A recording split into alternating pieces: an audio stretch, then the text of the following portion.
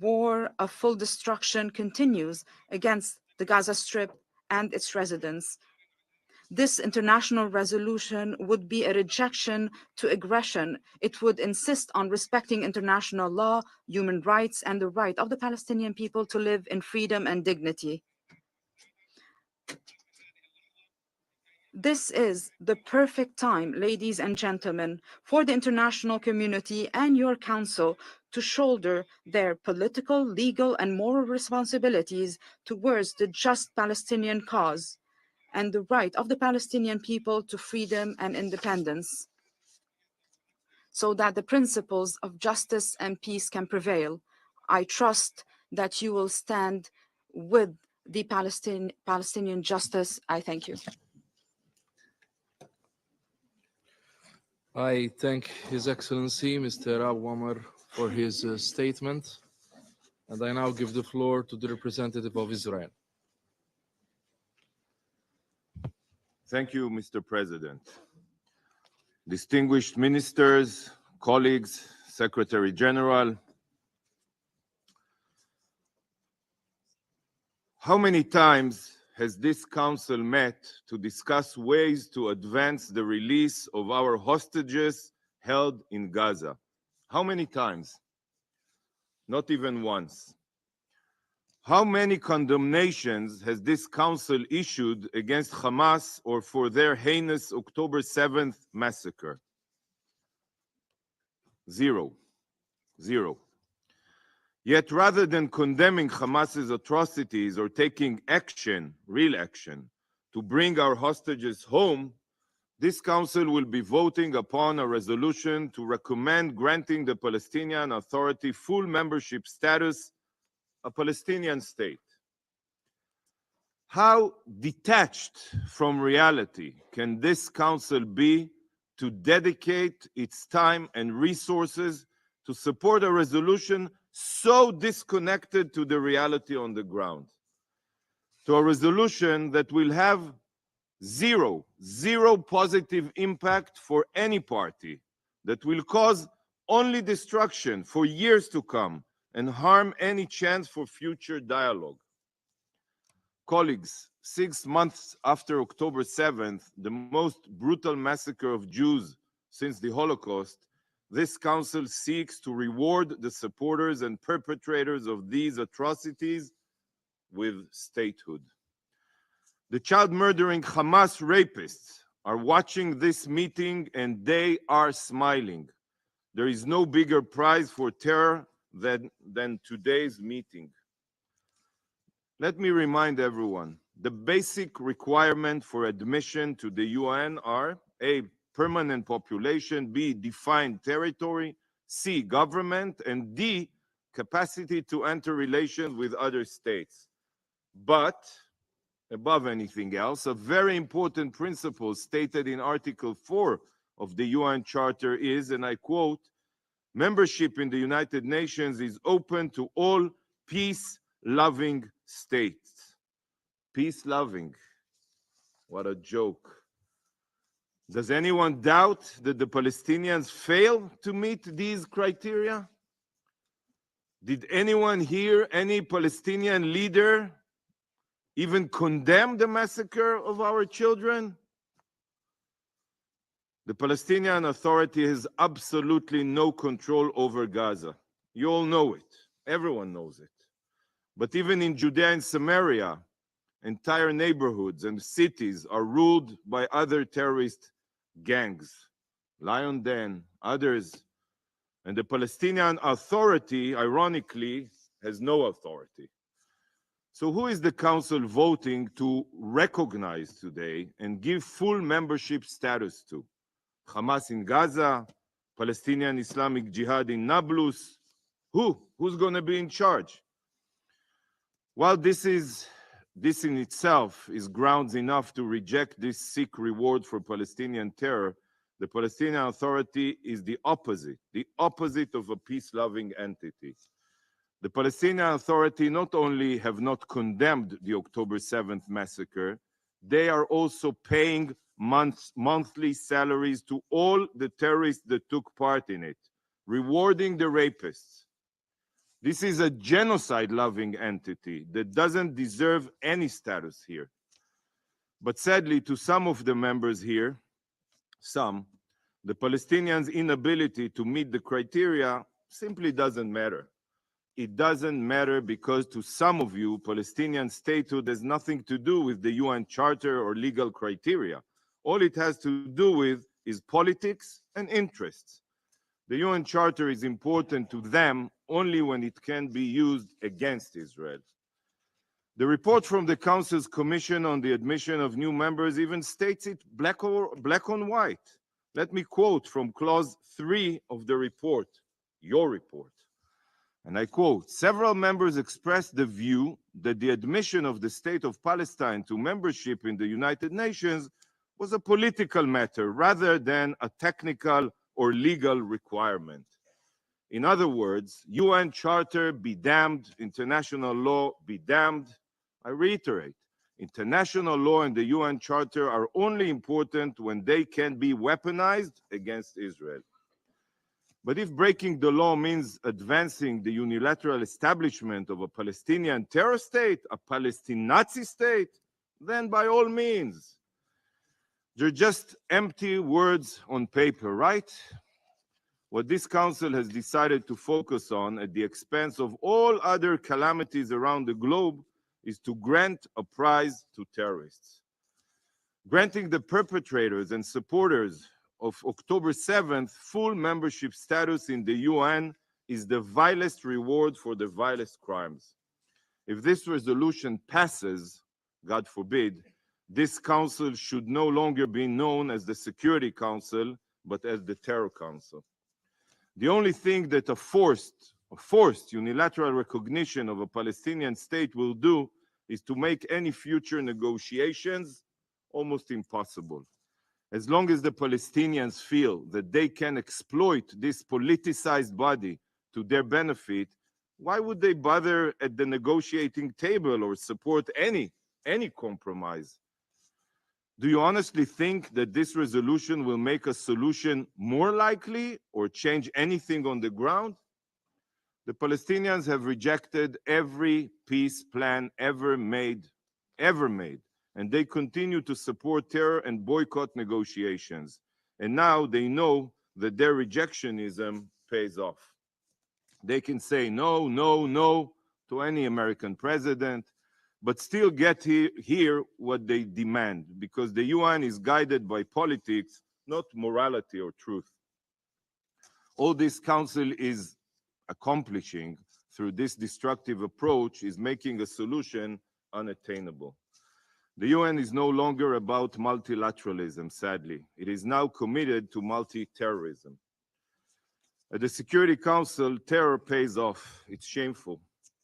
I have always called out the political rot within the UN, that sadly nothing here is based on truth and justice, but toxic politicization. And today, the mask has finally fallen. The Council has exposed itself. Please do not give in to politics. Do not support this dangerous resolution. How can you support a resolution that is so destructive and immoral at the worst possible moment? Colleagues, the Council was not the only entity to expose its true face this week. On Saturday night, with the launch of over 300 UAVs, ballistic missiles, and cruise missiles at Israel, the Ayatollah regime's mask also fell. Iran exposed itself as the terror state that it is. But today marks another milestone in the Ayatollah regime's blood-soaked history. On April 18, 1983, a Chevrolet pickup truck packed with 2,000 pounds of explosives sped through the gates of the US Embassy in Beirut, crashed into the building and detonated. This blast killed 63 people. You're talking a lot about embassies and the importance of embassies. And Hezbollah claimed responsibility. And today, April 18, 2024, exactly 41 years later, this council, the Security Council, will be addressed by an arch-terrorist whose regime funds, arms, trains and directs Hezbollah. The Ayatollah regime's foreign minister, Hussein Amir Abdollahian, is a member of the Iranian Revolutionary Guard Corps. This terror organization, the IRGC, is responsible for carnage, bloodshed, and destruction worldwide.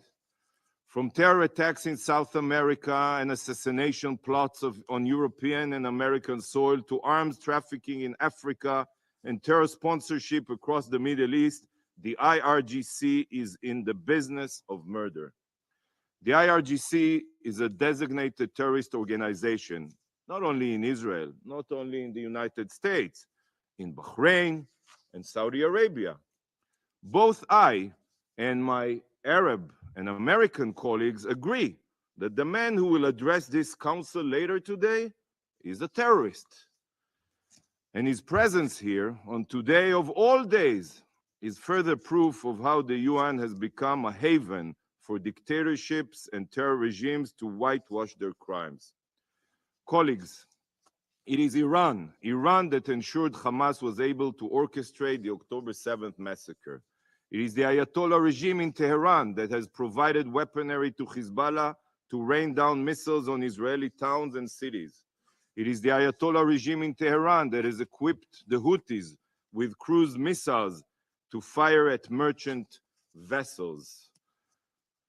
And it is the Ayatollah regime that launched an unprecedented attack at Israel, a fellow UN member state, less than a week ago. Yet, instead of designating the IRGC as a terror organization and sanctioning Iran's evil regime, the Security Council opens its doors for Iran's foreign minister, for a terrorist. Can you not see what is going on here?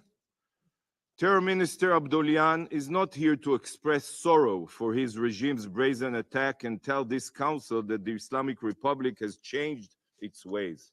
He is here to make a mockery of you. He is here to show you all, in your suits and with your diplomatic niceties, that his country can launch an attack on another member state on Saturday, and then he can come here on Thursday to lecture you all on human rights and international law. Minister Abdollahian's presence here today is making this institution a joke. Sadly, it is clear to every dictator and terror state that the UN has lost every ounce of justice, and it is now a blob of politicized plasticine that can be molded however the tyrants choose. And the Council plays along with this destructive charade. Colleagues, if you still believe that this body holds any relevance, then I ask you, I even beg you, what action has been taken by the Council against Iran for its attack against Israel this week? The foreign minister of a genocidal regime will speak here today as his country hurtles towards nuclear weapons. Has this Council taken any action to prevent this? No, nothing. Instead, we have gathered today to discuss the situation in Gaza. Has it occurred to any of you that the terror minister Abdollahian is here to make sure that you focus on Gaza as opposed to his own regime's crimes? Sadly, you are being spoon-fed a script. It was written by Khamenei and edited by Sinwar, a script crafted by terrorists. Due to Khamenei and Sinwar's script, terrorists commit acts of sheer evil against Israel. They exploit civilians as human shields, and when Israel defends itself, the UN will pressure Israel to a ceasefire and ensure their survival. The terrorists know that nothing captivates the UN's attention more than Israel. As long as Israel is defending itself, all other human rights violators can continue committing crimes. Your eyes will remain on Gaza as the rest of the world burns. And this is precisely what is happening today. You sit here focused, again, on Israel, focused on Gaza. We will hear talk of international law, human rights, and many other terms this council loves to toss around. But in reality, this council as a council cares nothing about human rights or international law. You even refused to visit our communities in southern Israel, and I invited all of you, that were devastated by Hamas. Everything is political and distorted. You know better than most that the Ayatollah regime is mere weeks away from nuclear capabilities. This global sponsor has proxies across the region, sowing death and destruction. But Iran has immunity here because this rogue regime has allies here on this council that protect it and its terror proxies. This is the reason why you will never designate Hamas and Hezbollah as terror organizations, despite the whole world knowing that they are. A war still rages in Ukraine, as the country that started it sits here on this council preaching about peace and the defense of civilians. This is a backwards world. This week, we mark the one-year anniversary of the war in Sudan. Millions have fled their homes. Millions more starve. Countless civilians have been murdered. Since the start of the war in Sudan, has this council held a single minister-level meeting on the atrocities? No, not one. But today marks the fourth Ministerial Security Council debate on Gaza. The fourth. 4 on Gaza and not one on Sudan in the past year. The double standards here know no bounds. The amount of time, effort, and resources poured into Gaza makes it seem as if the rest of the world is a pure utopia. That outside of Gaza, we live in a carefree world. Hakuna Matata. The only people this meeting serves, and I reiterate, are Ayatollah Khamenei and Yahya Sinwar. Some of you may think that you are serving the Palestinians, but you're not. By holding this meeting, you are aiding Khamenei and Sinwar. They control the agenda here, and hardly any of you seem to notice. Colleagues, if the UN cannot prevent wars or defend human rights, it has lost any reason to continue operating. The day will come when this organization will be shuttered. The UN, as we know it, will cease to exist, and in its place will stand a body that truly cares about human rights, that truly fights to promote peace, that is capable of putting politics aside for the sake of justice, morality, and humanity.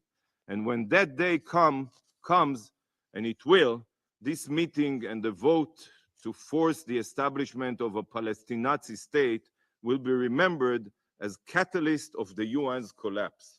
A meeting where the world burned, but all that concerned the Security Council was helping terrorists in Gaza survive. A meeting where a terror entity could be given full membership status. This is how far the UN has fallen. And this is why the UN, in its current format, has no future. I truly pray for brighter days, for a time where the UN can successfully combat the forces of darkness, not welcome them and be influenced by them. Thank you, Mr. President. I thank the representative of Israel for their statement. I shall now make a statement in my national capacity. I thank the Secretary General for his presence here today and for his stark and sobering brief. The Middle East is experiencing one of the bleakest and most volatile periods in modern history. As underlined by the Secretary General last Sunday, the Middle East is at the brink of a full-scale conflict, one which we need to collectively avoid by calling on all parties to show restraint. These latest events continue the downward spiral witnessed in the 6 months since the heinous terror attacks of Hamas on the 7th of October and the beginning of military action by Israel in Gaza. It provides further proof of the importance of an immediate and permanent ceasefire in Gaza and the need to rebuild a political horizon in the Middle East. It is deeply worrying and completely unacceptable that this Council's demand for a ceasefire in accordance with Resolution 2728 has been disregarded by the parties. We wish to reiterate that under Article 25 of the Charter, the members of the United Nations agreed to accept and to carry out the decisions of the Security Council. Yes, Security Council decisions are binding. We have consistently condemned Hamas for its reprehensible terrorist attacks on the 7th of October, including the murder of over 1,200 Israelis, the taking of hostages, and any acts of sexual violence committed. The trauma from that dark day will forever haunt the Israeli people, particularly those who still suffer daily, knowing their loved ones are still held hostages by Hamas. We once again reiterate our demand that Hamas release all hostages immediately and unconditionally. However, in Gaza, it's not only the hostages who are suffering. Over 33,700 Palestinians have been killed, most of them women and children. Thousands have been injured or maimed. Countless others remain unaccounted for, missing under the rubble of ruined neighborhoods. The prospect of a further escalation into Rafah, where over 1 million displaced civilians are struggling daily to survive, is unconscionable. We stress our firm rejection of any ground offensive into Rafah and any further displacement of Palestinians. With over half of the population on the cusp of a man-made famine, coupled with a decimated health system, children are also dying from a lack of food and water. According to UNICEF, today in Gaza, 1 in 3 children under the age of 2 years are acutely malnourished. Targeted attacks on healthcare violate all the unique protections under international law for pregnant, birthing, and postpartum women, as well as children. We stress that all parties have a legal obligation under international law, including international humanitarian law, to protect civilians. In line with this, the provisional orders of the International Court of Justice on 26 January and 28 March must be complied with. Excellencies, since the beginning of this conflict, the delivered levels of aid into Gaza have been highly insufficient due to physical restrictions and bureaucratic impediments. Malta reiterates that denial of humanitarian assistance is a grave violation of international law, and the use of starvation as a weapon of war may constitute a war crime.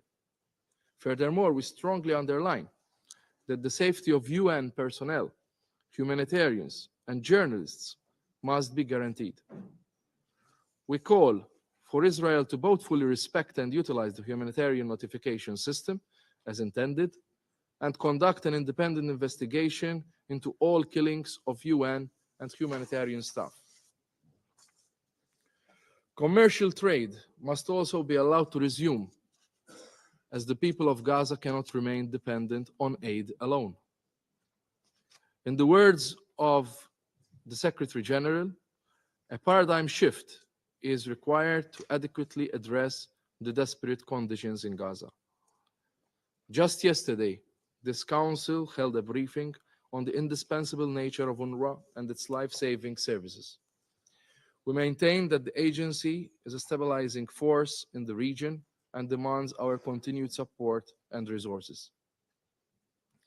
Turning to the wider region, the ripple effect of the war in Gaza, including that we have witnessed over the last days, is deeply troubling.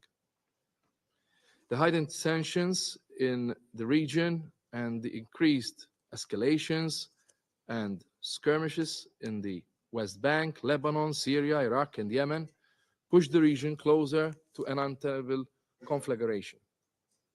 Immediate de-escalation and restraint is of paramount importance. International law and diplomacy must be our guiding principles. In the West Bank, rising violence targeting civilians and intensified military operations push the occupied Palestinian territory into further instability. Malta stresses that the illegal Israeli settlements, demolition of Palestinian property, and settler violence are an obstacle to peace, violate international law, and threaten the viability of a two-state solution. We call on Israel to reverse such actions and abide by the relevant Security Council resolutions. We welcome ongoing efforts towards reinforcing and revitalizing the Palestinian Authority. The international community must support all actions which would allow its effective governance in line with the two-state solution and with Gaza as part of an independent Palestinian state. Fundamentally, a just resolution of this conflict demands a reality which embraces the Palestinians' legitimate aspirations for UN membership and statehood. It also demands a reality in which Israelis live in security without being held hostage by the threat of terrorism. The parameters of realization of this vision are well known and must be pursued as a matter of urgency.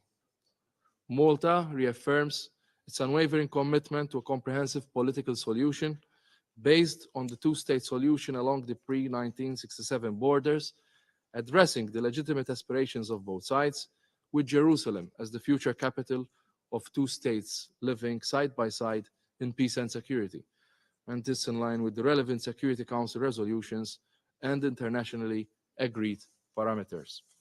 I thank you, and I resume my function as President of the Council. I now give the floor to His Excellency Mr. Ahmed Attaf, Minister of Foreign Affairs and National Community Abroad of Algeria.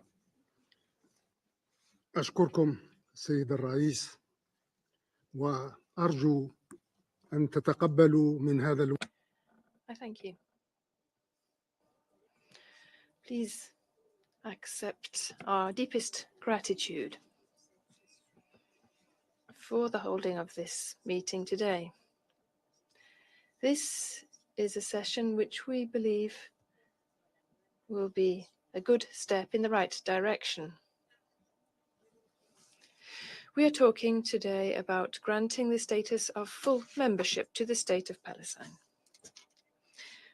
within our organization, which means that we are going to re-examine the Palestinian cause upon this solid basis, which means that we're going to shed light on the very essence of this, which cannot be defigured, cannot be altered, cannot be tested. What do I mean by essence? What do I mean by its substance in this way? I mean its historic and legitimate right for the Palestinian people to create an independent, sovereign state. This is a historic right approved by the international community within this august organization 76 years ago. The international community is attached to consolidating this as a just, lasting, and definitive solution for the Palestinian cause. This is a historic right which has not been implemented, and the lack of implementation of this right is the cause of the prolongation of this Arab-Israeli conflict. This is the cause of the lack of security and safety in our region, a region which hasn't known peace for over 70 years. This is a historic right that Israeli occupation today stubbornly rejects and torpedoes at its very basis.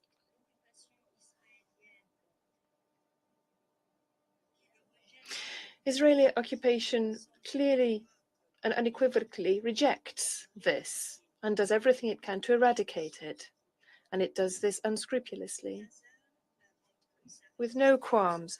Gaza, in its resistance, has shown the aims of Israeli occupation fully, whether this be visible or not, in order to liquidate the Palestinian cause. This is why this has been done, and to hinder our national project with regard to this Palestinian cause. Nobody is unaware of the fact that the genocidal war in Gaza and the suffocation upon the West Bank and the settlement and annexation policies upon Palestinian territories, as well as occupied Jerusalem and the campaign of forced displacement upon Palestinian people, are continuing, without forgetting what is known as the Israeli arrangements following the war in Gaza. All of this are succeeding steps as part of a broader and much more dangerous Israeli plan. This Israeli plan wants to resuscitate and bring into being the greater project of Israel, which is to eradicate the foundations of a Palestinian state and destroy its pillars. Indeed, the entire world bore witness just a few months ago to what an Israeli authority did here in the General Assembly, holding up a map of the Middle East where Palestine did not appear. This was a map constructed of their hallucinations and desires. The escalation imposed by Israeli occupation is continuing on a number of fronts in our region. The aim of this escalation is now clear: to distract the international community's attention away from the Palestinian cause and to try to create new regional conflicts where the rights of Palestinian people would gradually be dissipated, or where the flame of the Palestinian cause would be extinguished. After everything I have just said, can some still allow themselves to follow the allegations by the Israeli occupiers and to follow their plans, which we have all too well understood, and we have understood the motive behind it? After all of this, is it difficult for some to understand the true face of Israeli occupation? An occupation made up of colonization, which insists on propagating and spreading illusions and undermining the security and stability of the Middle East. Upon the ruins of a Palestinian national project. After all of this, can some, even a few, still insist on saying that it is not yet time to grant Palestine the status of full member to our organization? This situation is dangerous, the situation facing the Palestinian cause. This council has a historic responsibility and a decisive one. A decisive responsibility which is essential. That is the responsibility to act immediately, to impose the two-state solution and to safeguard the foundations of the creation of a Palestinian state. The two-state solution is facing imminent mortal danger. I repeat, the two-state solution is facing imminent mortal danger. We must save this solution before it is too late, which means granting the status of full membership to the state of Palestine, to safeguard peace and stability, to safeguard security in the Middle East as a whole. Any hesitation or wavering will have disastrous consequences and would give carte blanche or a green light to the Israeli occupation to continue with its plans. That is stealing plundering, expansion on one side, and extremism and obstination on the other side. In this regard, Algeria had the honor of hosting the declaration of the creation of a Palestinian state on the 15th of November 1988. We also had the honor of being the first country to recognize the Palestinian state officially. As part of this historic legacy, which we are very proud of, the President of the Republic, Mr. Abdelmajid Tebboune, from the tribune of the General Assembly during its last session, called for an acceleration of the process of granting the status of full membership to the State of Palestine within our organization. My country swiftly put forward a draft resolution to this August Council, and in coordination, full coordination with our Palestinian and Arab brothers and sisters, and also working with other various regional groups in favor of the Palestinian cause. So the League of Arab States, the Organization for Islamic Cooperation, the Non-Aligned Movement, and the African Union. The time has come to assume our responsibilities and our duties without faltering.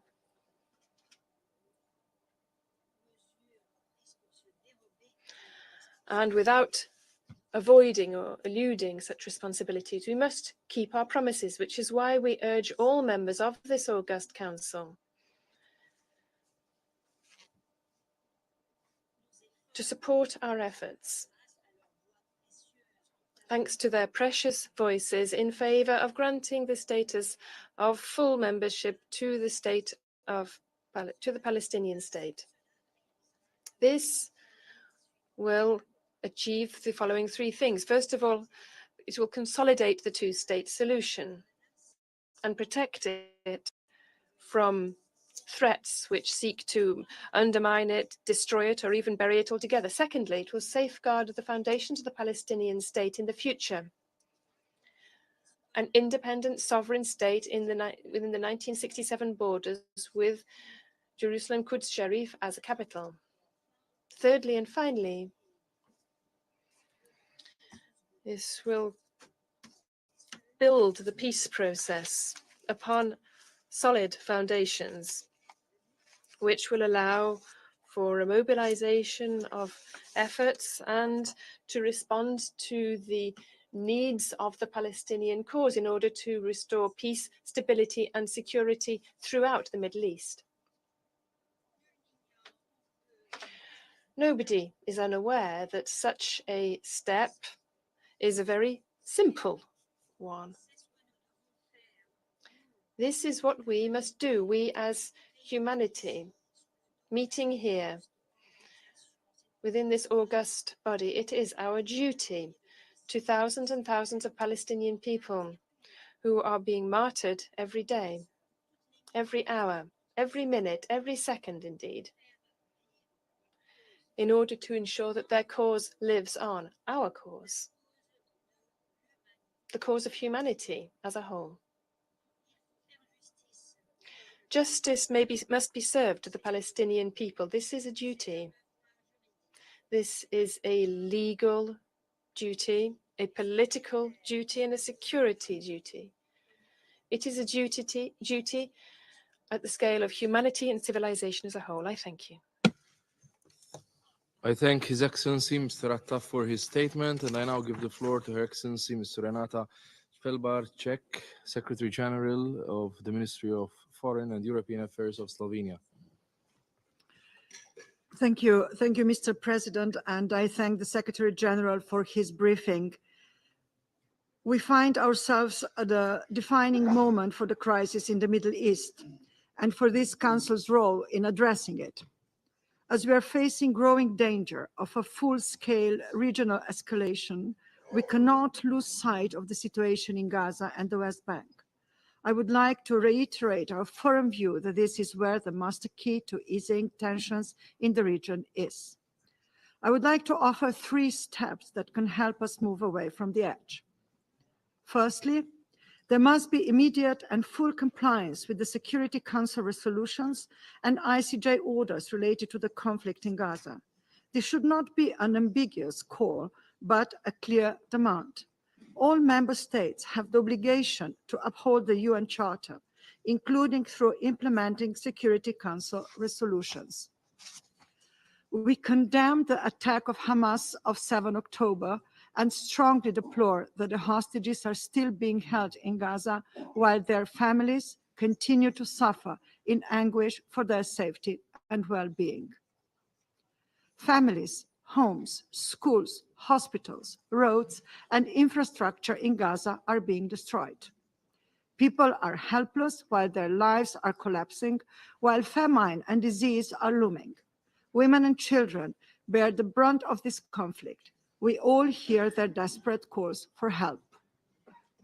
We call on Israel to remove complex barriers to humanitarian aid and cooperate with the UN to organize a faster and safe distribution of assistance.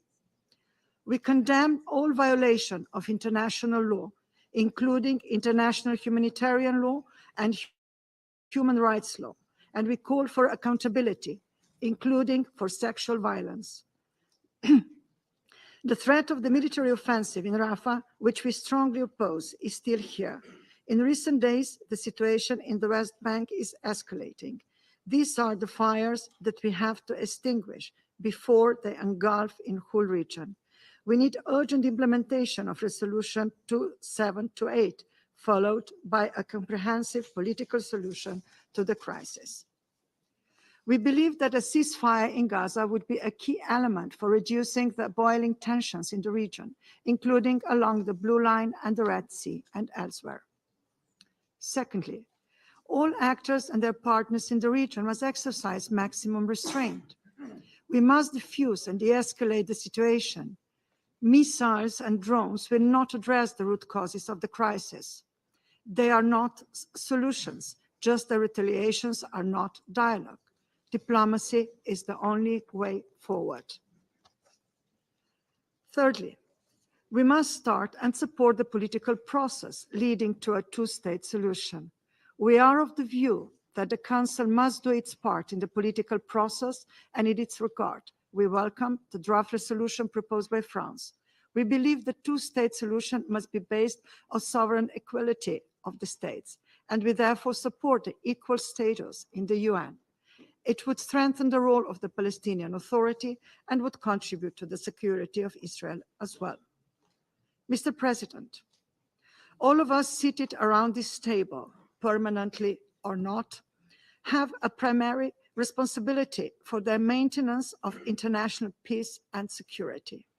We should therefore shoulder that responsibility with a clear commitment to stop this spiral of conflict, with a clear commitment to the UN Charter and international law. People in Palestine, Israel, and the whole Middle East do not ask for the impossible. They want peace and security and a viable vision of a better, dignified future. Let us all do everything in our power to make this happen. Thank you. I thank Her Excellency Ms. Shelbar Beck for her statement. I now give the floor to His Excellency Mr. Uemura Tsukasa, Special Envoy for the Middle East of Japan.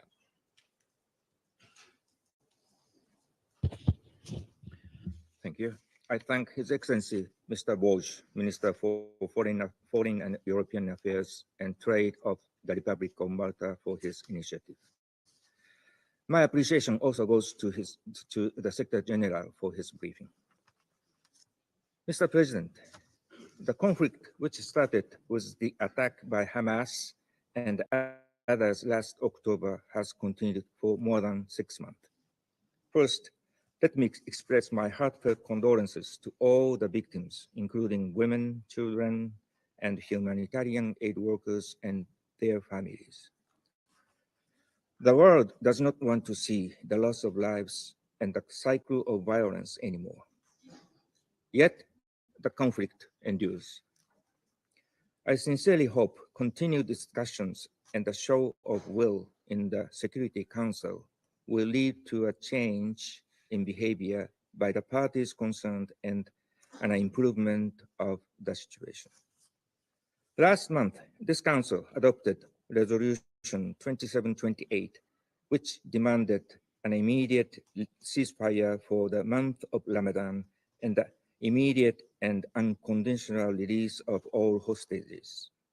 Japan has urged all parties to act in good faith based on this resolution. Japan takes note of the improvement to a certain extent in the environment surrounding humanitarian assistance, including humanitarian access. However, further effort needs to be made for a drastic change in the catastrophic situation on the ground. We have not seen a ceasefire realized yet either. Mr. President, countries concerned have made serious efforts outside this chamber to achieve the release of the hostages and the ceasefire. I believe those who serve best should be honored most. The Security Council must foster and encourage these efforts.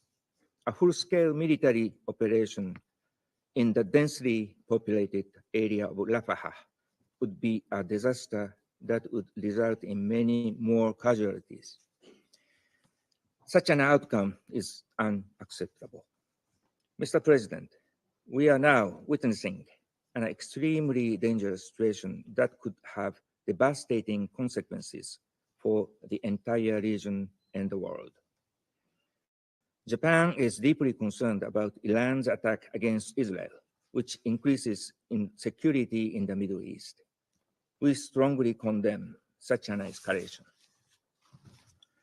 Japan has been urging the parties concerned to calm down the situation and reiterate its determination to continue to make all necessary diplomatic efforts in order to prevent any further deterioration. Further, the spiral of violence between Israel and Hezbollah is continuing, and attacks on vessels in the Red Sea and Gulf of Aden by the Houthis are impeding the free and safe passage of vessels. Mr. President, to end the current tragedy and achieve lasting peace and stability in the Middle East, there is no solution other than peaceful coexistence between Israel and Palestine. To reach this goal, mutual trust is indispensable. Building trust is not an easy task. It will not only require time to heal the existing hatred and grief, but also a clear mutual commitment towards confidence building. Given the situation in front of us, it may even seem an almost impossible mission. However, Japan will not give up and will continuously contribute to the realization of a two-state solution through its own initiatives and efforts. And Japan will remain an escort runner for Palestine, Israel, and all the people living in the Middle East in good times and bad. Thank you. I thank His Excellency, Mr. Tsukasa, for his statement. Right. So, and I'll give the floor to the representative of the Russian Federation. Mr. President, we'd like to thank the Secretary General for his report. For 7 months now in the Middle East, the acutest possible conflict is raging. It's claimed the lives of over 34,000 peace-loving citizens of Gaza.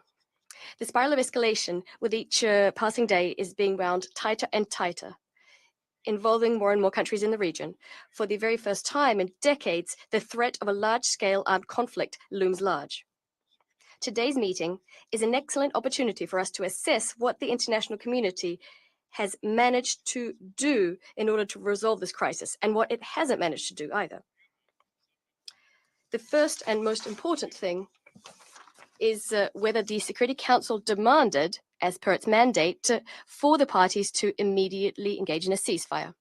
Indeed, yes, Resolution 2278, it de facto covered the period to the end of Ramadan, which is over. It did so, but it also called for a lasting and sustainable ceasefire. To get there, the Russian Federation and China had to veto the American draft resolution, the purpose of which was specifically to ensure that there was no ceasefire. Did the Council manage to control the implementation of this decision and to compel those who had ignored that decision to do so?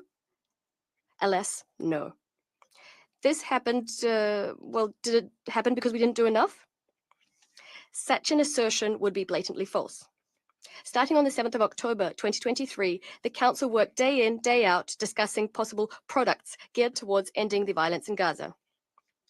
Delegations authored no less than 10 different draft resolutions, which I'm sure you'll agree is a fairly large number.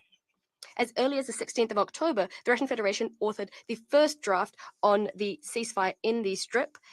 It received a negative vote from France, the UK, the US, and Japan. The next draft was authored by Brazil, submitted on the 18th of October.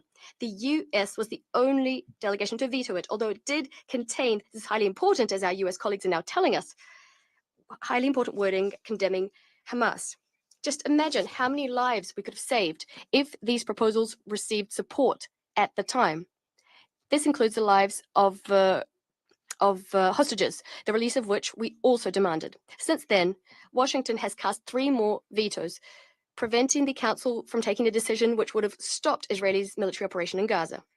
Our American colleagues did not conceal that they view the Security Council as a stumbling block, which shouldn't get in the way of their effective diplomacy on the ground. In actual fact, they did this to give their main Middle Eastern ally a free hand to clear out the enclave. We remember very well, and we hope other Security Council members do too, that the US delegation demanded the deletion of the mere mention of the necessity to stop the violence from all drafts. Colleagues, every US veto cast on Gaza, it's not just another statistic in the SC's history. We shouldn't forget that it has a frightful price. It comes with a specific frightful price: the lives of thousands of peaceful citizens, peaceful people in Gaza. It took 6 months for Washington to at least realize that it has lost any means of influence over Israel. The tail is wagging the dog. Tel Aviv is dictating its conditions, demanding unconditional support from the US for all of its reckless decisions. Back then, in March, the US, which has been rebuked by practically the entire international community for all of its inhumane vetoes cast, the US tried to whitewash themselves, authoring a very strange draft resolution. In it, the US waxed philosophical, determining an imperative for a ceasefire without actually demanding one. At the same time, the resolution was chock-a-block with plants and mines, which de facto gave the green light for a further military operation conducted by Israel, including the clearing out of Rafah. As I said, together with China and Algeria, we couldn't let the Security Council to approve this license to kill further peaceful Palestinians. And thanks to this, the Security Council 3 days later adopted the aforementioned document authored by the E10, containing a demand for a ceasefire throughout Ramadan. Today, the US is disingenuously accusing Russia and China of vetoing its wonderful product. In reality, our veto was an example of why we need this instrument, the veto. At the same time, it also offers a response to all those calling for the veto's abolishment. It's necessary because we need to avoid the adoption of imbalanced and cunning decisions being promoted by Washington. Unfortunately, Israel is openly ignoring Resolution 2728 with the US's encouragement, which actually rushed to call this Security Council resolution non-binding. As a result, we have a situation whereby the UN Human Rights Council Special Rapporteur on Human Rights in the Palestinian territory Francesca Albanese, compelled to recognize that Israel has met the threshold for the crime of genocide. She also characterized assertions by Israel's leadership about the fact that they're allegedly abiding by international humanitarian law, and also Israel's use of the right of self-defense and the fight against terrorism as pretexts. Ms. Albanese characterized these as humanitarian camouflage. I have a second question for you. Through our collective efforts, did we manage to improve the humanitarian situation in the enclave? The answer, again, is not in our favor. The Council adopted 2 humanitarian resolutions, 2712 and 2720. And yet, without a lasting ceasefire, these resolutions, as we warned everyone, remain dead letter. Humanitarian aid workers cannot do their job against the backdrop of active hostilities. These people are unarmed. Not only can they not help civilians, they can't actually defend themselves. We repeat that despite the disinformation being spread by the US, both of the aforementioned resolutions, just like Resolution 2728, contained measures for protecting humanitarian aid workers. And yet, without a ceasefire, they cannot be implemented.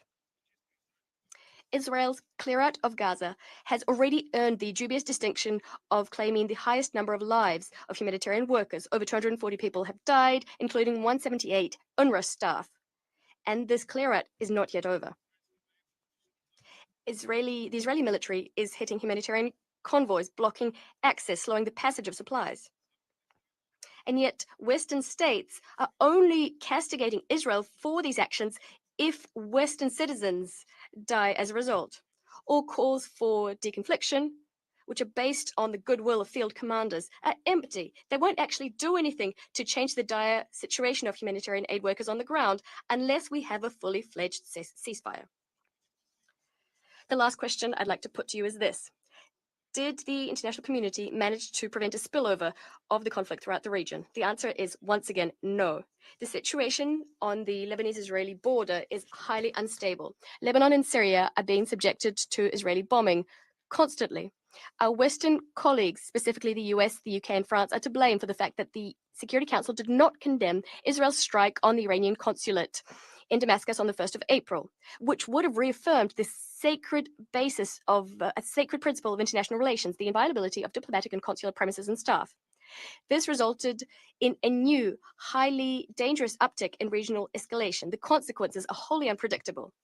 Such disdain on the part of our Western colleagues to specific states and their rights, the division of the world into us and them, the us are above the law, the them, well, their lawful interests can be ignored. This has brought the Middle East to the brink of a large-scale war. This is what you call effective diplomacy. This is what it looks like. The fruit it bears this time, each time this diplomacy, is more victims and more destruction. By the way, another effect of this disdain is despite the clear demand of Algeria that we haven't managed to protect Palestinians from Israeli slaughter. We haven't been managed to end the spiral of violence. Not to mention the fact that since 1948, we haven't managed to help Palestinians secure a fully fledged state.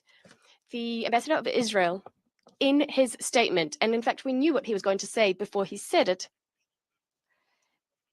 was disrespectful towards ministers from the region who are in the room today, Arab ministers and other ministers. For a long time now, the PR of Israel has managed to say awful things about UN staff, the SG, and today he called the Security Council the Terror Council. This is insulting. He forgot, probably, that the State of Israel was, in fact, established on the recommendation of the Security Council based on a General Assembly resolution. Do you want to cast doubt on this decision as well? Perhaps the Israeli ambassador will answer my question. Did Israel meet the criteria for membership when it was admitted to the UN? A short sideline about history. This is a letter from the chairman of the Committee on Admission of New Members to the President of the Security Council, dated 1948. It's a very short letter. I'm going to read it. Membership Committee has discussed Israel's application for admission to membership of the United Nations. As a result of its discussions, the committee came to the conclusion that it was not at present in possession of the requisite information to enable it to come to any decision. In particular, it was pointed out in the committee that the General Assembly itself had not yet reached any conclusion on the Palestinian question as a whole. The USSR and Ukrainian delegates declared, however, that for their part, they saw no reason whatever for delaying Israel's admission to the United Nations. The Syrian delegate, on the other hand, expressed his opposition to the application for admission and added that the application did not merit consideration. The Security Council Membership Committee has instructed me to apprise the Council of the above. The committee considers that it will be for the Security Council to decide at the proper time whether to refer the matter back to the committee or take a decision itself. Then, on the 7th of March 1949, a letter from the President of the Security Council was drafted, transmitting the draft resolution on the admission of Israel. It was transmitted to the General Assembly. Therefore, the mere minimum we're compelled to do based on all moral imperatives is to satisfy Palestine's aspiration for UN membership. Palestine has walked a lengthy and agonizing path towards this point. Since 2012, it has enjoyed a singular status at the UN, a non-member observer state. It's one step away from permanent membership. We call on all Security Council members to vote in favor of the relevant draft resolution, which was put forward, as I said earlier, on behalf of the Arab States Group by Algeria. We're convinced that recognizing Palestine and its status on par with Israel will help the long-term settlement of the Palestine-Israeli conflict on the basis we all know well, an international legal basis endorsed by the UN and buttressed by the 2002 Arab Peace Initiative. The goal being the establishment of an independent, contiguous, sovereign Palestinian state within 1967 borders with East Jerusalem as its capital, which would live side by side with Israel in peace and security. It's clear that to advance towards this goal, in addition to efforts which involve the resolution of the aforementioned acutest humanitarian issues, we also need the establishment of a collective diplomatic mechanism. We stand convinced that in such a mechanism, a key role should be played by countries from the region, Arab states, Islamic states. They understand no less, they probably understand better and more than others about how to achieve a fair solution which would be founded on a mutually agreed international legal basis. Of course, none of this should overshadow the immutable importance of a ceasefire as per Resolution 2728. If the resolution isn't implemented, the Security Council is within its rights to impose sanctions on those who violate and sabotage its decisions. We'll be reverting to this issue very soon. Thank you. I thank the representative of the Russian Federation for their statement. I now give the floor to the representative of the United Kingdom. Thank you, President. And let me start by thanking the Secretary General for briefing us today. Let me start by reiterating that the UK condemns, in the strongest terms, Iran's unprecedented attack against Israel, as well as its violation of Jordan and Iraq's airspace. The UK continues to call for de-escalation and remains steadfast in our commitment to protecting and upholding stability in the region. Iran's actions do nothing to advance the prospects for peace in Israel and Gaza. President, the UK condemns the October 7 attacks unequivocally and calls for the unconditional and immediate release of all the hostages. The United Kingdom remains resolved to work with international partners to urgently secure an immediate pause to get aid in and hostages out, and then progress to a permanent, sustainable ceasefire without a return to fighting and loss of life. We also urgently call for the full implementation of Resolution 2720 to protect civilians and enable humanitarian assistance. There is a devastating and growing humanitarian crisis in Gaza, Gazans need more aid, and they need it now. We welcome Israel's commitments to fully open Ashdod port and the Erez checkpoint, and to increase capacity through the Jordan land corridor. We are resolved that the international community will work with Israel to see these vital changes fully implemented. As my Foreign Secretary made clear during his visit to the region yesterday, we must maintain our focus on getting more aid into Gaza and getting hostages out. For our part, the UK has trebled our aid commitment this financial year. We will keep doing everything we can to get more aid in by land, sea, and air to reach people in desperate need in Gaza. President, we support a two-state solution that guarantees security and stability for both the Israeli and Palestinian people. We must give the people of the West Bank and Gaza the political perspective of a credible route to a Palestinian state and a new future, and it needs to be irreversible. This is not entirely in our gift. However, Britain and our partners can help by confirming our commitment to a sovereign, viable Palestinian state. On recognition, this cannot come at the start of the process, but it does not have to be the very end of the process. Our long-standing position has been that we will recognize a Palestinian state at a time that is most conducive to the peace process. That pathway must start with fixing the immediate crisis in Gaza. President, we must focus collectively on the vital elements for a lasting peace.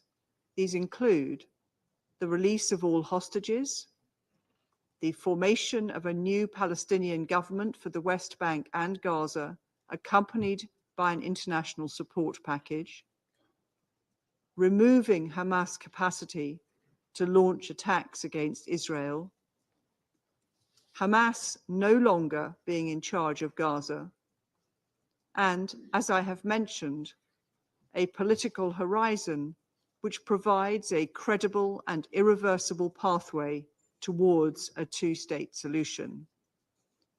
Finally, President, I'd like to address the ongoing settlement expansion and demolition of Palestinian properties in the occupied Palestinian territories. We are clear that settlements are illegal under international law and once again urge Israel to halt settlement expansion immediately. The UK remains committed to acting robustly to support peace and stability in the region. President, let me end by reiterating the UK's commitment to a two-state solution and turning this Council's words into actions. We must work together to make this vision for peace a reality. I thank you.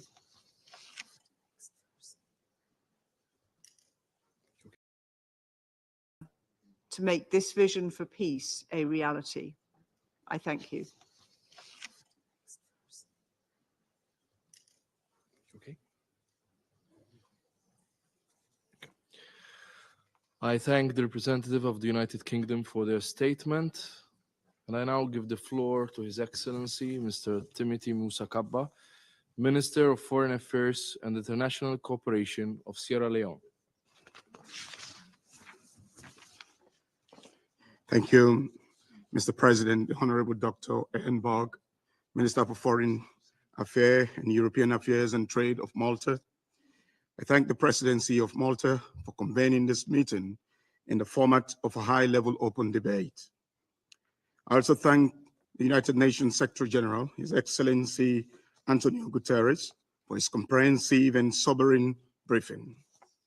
Today's debate is being held in the context of the request for the admission of the State of Palestine as a member of the United Nations 13 years after Palestine's application was first considered by the Security Council's Admission Committee. Sierra Leone recognizes the basis for such a request, which in our view is legitimate and could create the pathway to a political horizon founded on the principles of the two-state solution, based on United Nations General Assembly Resolution 1812, which recommends for an independent Arab and an independent Jewish state. And in line with Article 4 of the United Nations Charter, Sierra Leone support the application of the State of Palestine for admission as a member of the United Nations. Our support is in line and within the context of our consideration of Article 4 of the United Nations Charter, Rules 58, 60 of the Security Council Provisions of Procedure, and the guidance provided by the International Court of Justice in its 28 May 1948 advisory opinion on conditions of admission of a state to membership in the United Nations. This request for reconsideration of the 2011 application for membership to the United Nations by the State of Palestine has come in 6 months into the conflict between Israel and Hamas. We have had firsthand testimonies about what it means to live in the Gaza Strip since 7th October 2023. There are expert reports on the impact of the conflict on women, children, humanitarian workers, journalists, and other vulnerable groups, and all civilians in Palestine, as well as Israel. In the Gaza Strip, we are raising against time to prevent famine and infectious diseases epidemics. We therefore reiterate our strong call for an immediate and permanent ceasefire in the Gaza Strip, and for Resolution 2712, 2720, and 2728 to be fully respected by the parties and implemented. For 6 months, we have made it unequivocally clear the 7th October 2023 heinous attacks by Hamas on Israeli civilians is unacceptable. We condemn the taking of hostages, with 134 of those hostages still being held by Hamas and other armed groups. Hostage taking is a serious violation of international law, and we repeat our call, the call by the Security Council, the call of the General Assembly, and the call by the International Court of Justice for all hostages to be immediately and unconditionally released. We have also deemed as wholly unacceptable the military response of Israel, characterized by massive bombardment of Gaza Strip without distinction, proportionality, protection of civilians, civilian objects, and humanitarian personnel. The killings and suffering and collective punishment must stop. Sierra Leone urges accountability for all violations and international law by the parties. Mr. President, Sierra Leone continues to urge de-escalation, continuing political and diplomatic engagement following the emergency meeting of the United Nations Security Council on 14th April 2024. We recall our condemnation of claimed reprisal attacks not in conformity with international law and the United Nations Charter. We also recall our condemnation of the use of force in violation of the UN Charter, relevant international law, including the development and conduct of friendly relations, diplomatic and consular protections, as well as conduct in the region that may lead to an escalation or exacerbation in the already volatile situation in the Middle East. We regrettably further note with concern the rising tensions in the occupied West Bank across the Blue Line in Lebanon, with the exchange of rockets, missiles, and other attacks. Such developments are dangerous and have potential to escalate the ongoing conflict into a regional one. We call on all parties to exercise maximum restraint and desist from unilateral actions or retaliation that will be detrimental to the civilian population and peace of the region. Mr. President, it is especially important at this time that the focus remains on the critical issue at hand, which is the cessation of hostilities in the Gaza Strip, leading to the peaceful resolution of the Israel-Palestine conflict through the two-state solution. The level of suffering in the Gaza is unprecedented. It has been reported that over 33,500 Palestinians have been killed, over 76,000 more injured, an estimated 1.7 million internally displaced. Yet, Israel continues its intense military operation in the Gaza Strip, as well as raids in the occupied West Bank, further escalating tensions and risk of a regional spillover. A prolonged war means no one group of people will be spared in the occupied territory, not the civilians or humanitarian workers, healthcare providers, or journalists.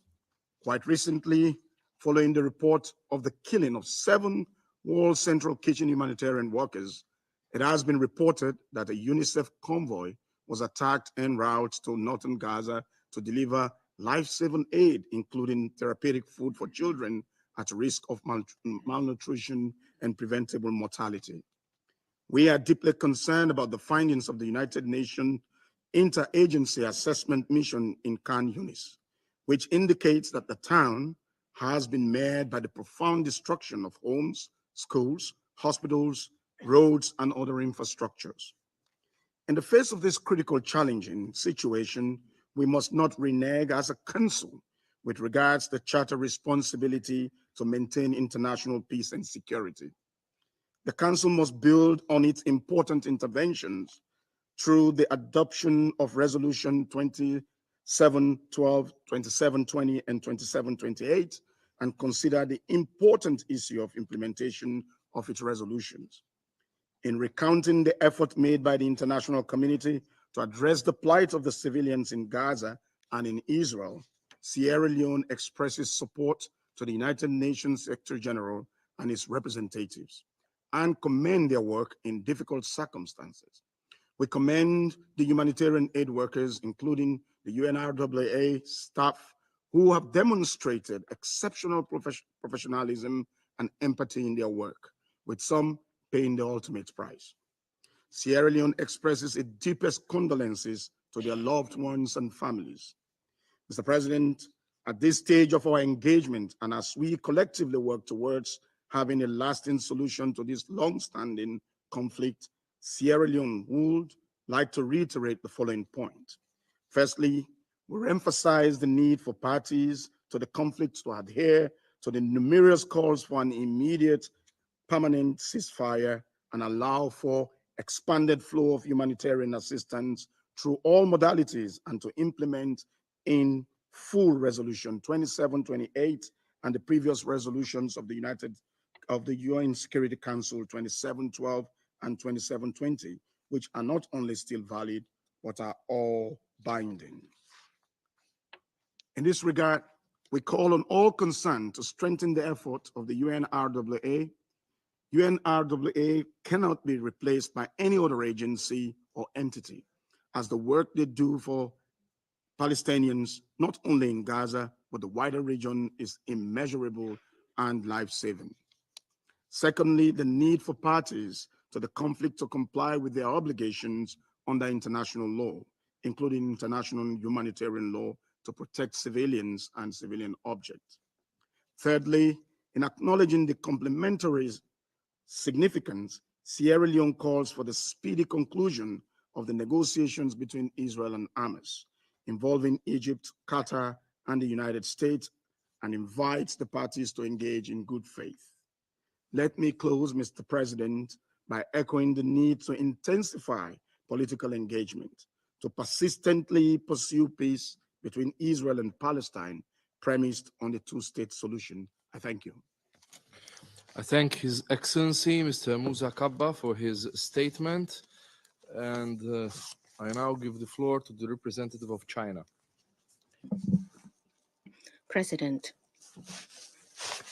I welcome you to New York to preside over today's meeting and thank Secretary General Guterres for his briefing.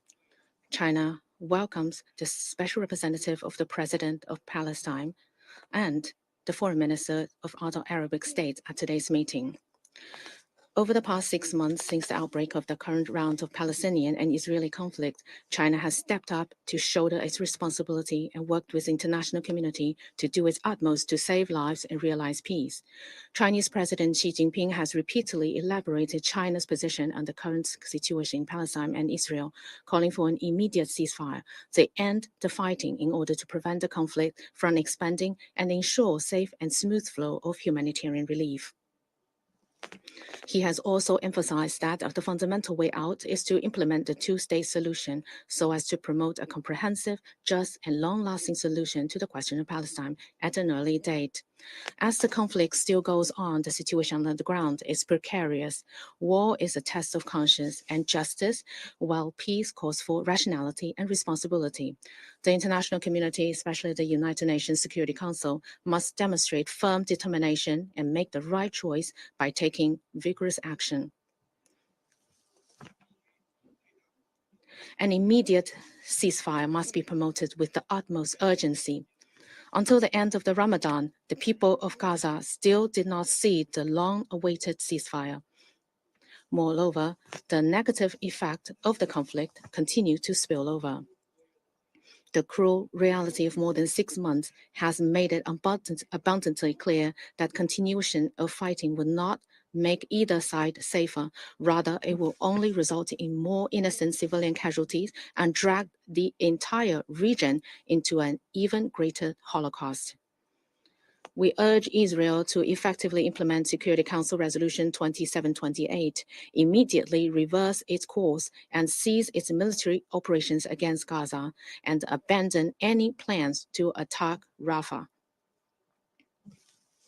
We urge countries with important influence on the parties to the conflict to take an impartial stand and make concrete efforts to promote ceasefire. We call on the parties concerned to exercise restraint, refrain from taking any actions that can exacerbate tensions so as to prevent the conflict from further widening. Tangible action must be taken to alleviate the humanitarian disaster in Gaza.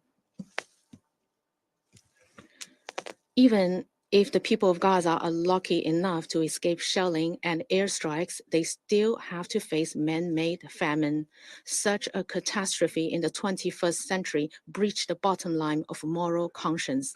Israel must act in accordance with the orders of the ICJ and relevant Security Council resolutions, lift the blockade of Gaza, open all land crossings, guaranteeing adequate and rapid access for humanitarian supplies, and their safe and orderly distribution within Gaza. UNRWA is the pillar of humanitarian relief in Gaza, and its role is irreplaceable.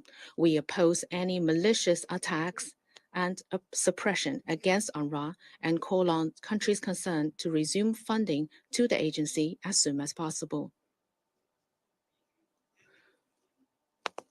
The two-state solution must be revitalized with strong determination. The fundamental way out for the Middle East question lies in the implementation of the two-state solution so that both Palestinians and Israelis can realize common security and both the Arab and Jewish peoples can achieve common development.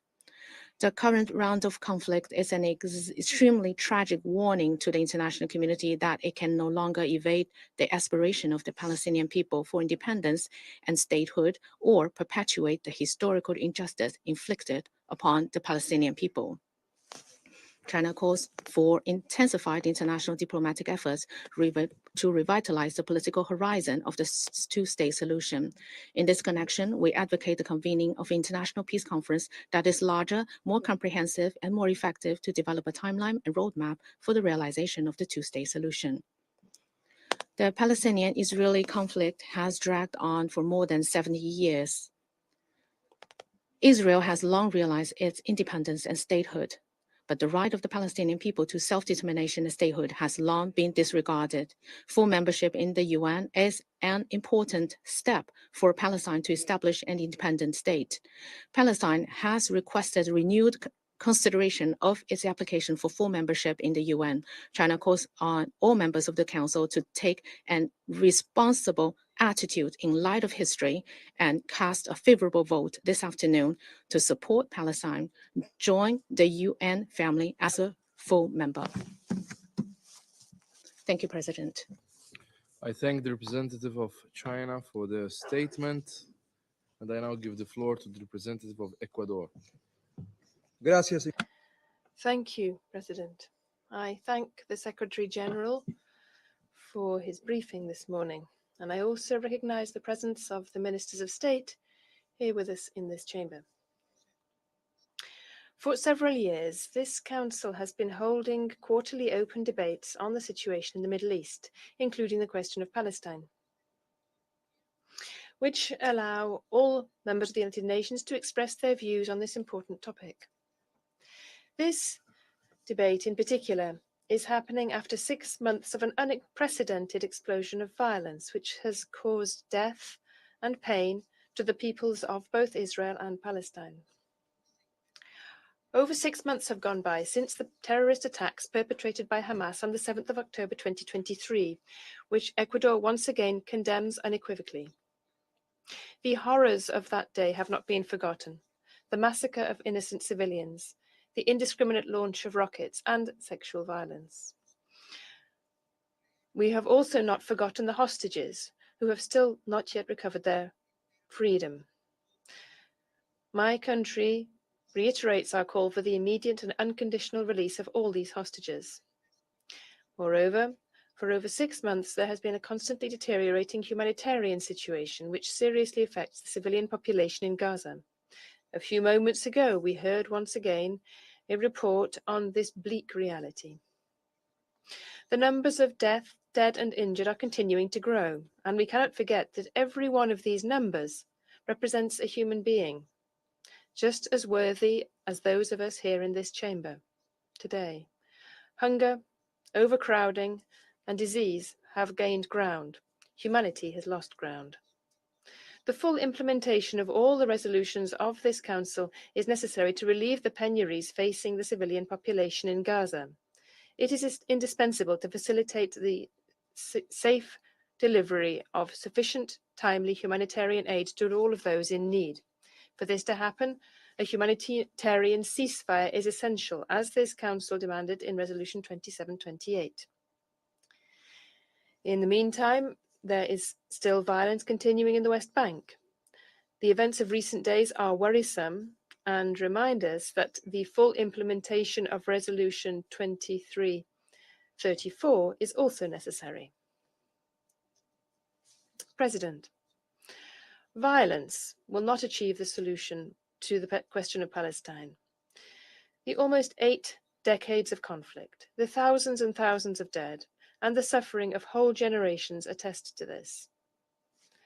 Ecuador therefore reiterates its commitment to work towards a peaceful, definitive, and just solution for the parties, with the existence of 2 states, Palestine and Israel, upon the basis of the 1967 borders and the relevant resolutions. I thank you. I thank the representative of Ecuador for their statement, and I now give the floor to the representative of France. Je vous remercie, Monsieur. Thank you, President. I'd like to thank the Secretary General of the United Nations for his statement and welcome the participation of numerous ministers and dignitaries in the chamber with us today. Mr. President, we've seen major developments in the region on the night of the 13th of April. We saw unprecedented attacks waged by Iran and its proxies against Israel. We condemn most emphatically these attacks. They are a serious and major threat to international peace and security and to stability and security in the region. We reiterate our solidarity with the Israeli people. We recall our commitment to Israel's security, our partners, and regional stability. We call on all parties to show maximum restraint to avoid any escalation, the consequences of which would be corrosive for the region. This attack recalls, as if we needed reminding, that we need to urgently resolve the various crises in the Middle East to curb a new uptick in tensions. In Gaza, as the President of France, Emmanuel Macron, said, it's necessary to conclude without delay an agreement on a ceasefire that would guarantee the protection of all civilians. France reiterates its request to the Security Council for impediments to the delivery of humanitarian assistance to be lifted, for Israel to open and facilitate the use of all crossings for the delivery of humanitarian aid, including in the northern Gaza Strip and through a direct land corridor through Jordan as well as by sea. We reiterate our solidarity with the Israeli people. We reiterate our condemnation of the terrorist attacks and the sexual violence committed by Hamas and other terrorist groups on the 7th of October. We do this in the strongest possible terms. We urge all the liberation of all hostages immediately and without any conditions. It's equally necessary for the illegal, under international law, settlement and the cycle of violence in the West Bank to end. We condemn, in the strongest possible terms, violence committed by settlers against Palestinian civilians in the West Bank and the murder of a young Israeli. These acts are unacceptable. Settlers committing such attacks on the Palestinian population must be held accountable. Such violence is the fruit of the ongoing settlement policies, which is stoking tensions. In addition to being a serious violation of international law, we call on the Israeli authorities to ensure the protection of all civilians, as per their obligations under international law. France has already taken measures against violent settlers, and we're planning further measures and keep working hand in hand with our partners. President, France is highly disquieted by the ongoing clashes on the Lebanese-Israeli border. We call on all parties to exercise the greatest possible restraint to prevent a regional conflagration from which Lebanon would not recover. These clashes also affect UNIFIL's security, the capacity for action and the security of which must be maintained. France remains committed to Lebanon's sovereignty and the full implementation by all parties of Resolution 1701. We will continue our efforts geared towards this objective. And in fact, the President of the French Republic has been pursuing this very objective through its contacts with regional and international counterparts. In Yemen, the Houthis must end their attacks in the Red Sea. They are an acceptable attack on the freedom of navigation and seriously impede international maritime traffic. We reiterate our condemnation in the strongest possible terms of these attacks and demand the full implementation of Resolution 2722. The Houthis must immediately cease their destabilizing actions and at last commit to a peace process under the auspices of the UN Special Envoy. In Syria, only a political solution rooted in Resolution 2254, passed unanimously by this Council, is well placed to offer the lasting peace Syrians so sorely need. Against the backdrop of rising tensions, France is committed to a swift de-escalation and a political settlement that's lasting, a political settlement to the Israeli-Palestinian conflict, together with regional and international partners. It's against this backdrop that we submitted to the Security Council a draft resolution on the situation in the Middle East, because the two-state solution is the only way of achieving just and lasting peace in the region. France would like to reiterate its commitment to Israel's security and to the establishment of a state for Palestinians. The Palestinian Authority must play a pivotal role in this process in the West Bank and in Gaza.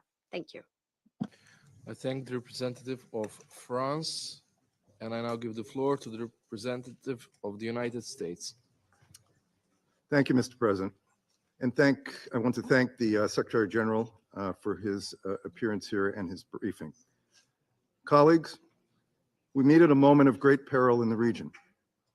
Iran and its militant partners, including Hamas, have driven us to the precipice of a broader conflict. The United States condemns Iran's direct attack on Israel, which we, along with Israel and other partners, helped to defeat. There is no doubt Iran's aim in launching more than 300 munitions at Israel was to inflict significant damage and cause a loss of life. The U.S. commitment to Israel's security is ironclad, repeat, ironclad, and our contributions to Israel's defense against Iran are a clear manifestation of that commitment. It is vital that the international community is united in condemning Iran's reckless escalatory acts, which pose a direct threat to international peace and security, destabilize the region, and endanger its own people. In response, the United States announced sanctions this morning against several actors involved in Iran's unmanned aerial vehicle program, suppliers and customers of one of Iran's largest steel producers, and Iranian automobile companies with connections to the US-designated Islamic Revolutionary Guard Corps and the Ministry of Defense and Armed Force Logistics. We anticipate that our allies and partners will soon be following with their own sanctions, and we will continue to disrupt the networks that support Iran's reckless proliferation of weapons that destabilize the Middle East and beyond. The Security Council must also not let Iran's actions go unanswered. Indeed, for far too long, Iran has flagrantly violated its international legal obligations, notably through the actions of the IRGC. The evidence is clear. Iran has armed Hezbollah in violation of Security Council Resolution 1701. It has also armed, facilitated, and enabled Houthi attacks on Saudi Arabia and the UAE, and, more recently, merchant and commercial shipping in the Red Sea in clear violation of Resolution 2216 and in defiance of Resolution 2722. Iran has transferred Shahed one-way attack drones used in attacks against multiple member states at a time when such transfers were in clear violation of Resolution 2231. Iran has also repeatedly violated international law by targeting with mines and seizing commercial ships in international waters of the Persian Gulf and surrounding waterways, just as it did on April 12. Iran has provided significant funding and training for the military wing of Hamas, which, as we know, perpetrated unspeakable acts of cruelty on October 7 against Israelis, Americans, and citizens from countries all over the world. This long-standing Iranian support continues to contribute to the current crisis in Gaza. While Iran's minister will offer excuses for these actions today, we have a collective responsibility to set the record straight on Iran's nefarious actions, to ensure that Iran both complies with the Council's resolutions and ceases its violations of international law. Colleagues, the United States is committed to strengthening our cooperation to end the crisis in Gaza, including by continuing to work towards an immediate and sustainable ceasefire as part of a deal to release hostages by Hamas and deliver additional increased humanitarian assistance to Palestinian civilians in need. Hamas, however, continues to reject offers from Israel that would halt fighting and release hostages. Over and over and over, if Hamas accepted the offer Israel has made, it would allow for an immediate ceasefire that would benefit Palestinians immediately. Hamas should take this deal. If not, they should explain to the world and to the Palestinian people why they have yet to do so, because right now, Hamas is the sole obstacle to a ceasefire in Gaza. The sole obstacle. Colleagues, it is extraordinary the extent to which Hamas has been almost erased from the story of what is happening in Gaza.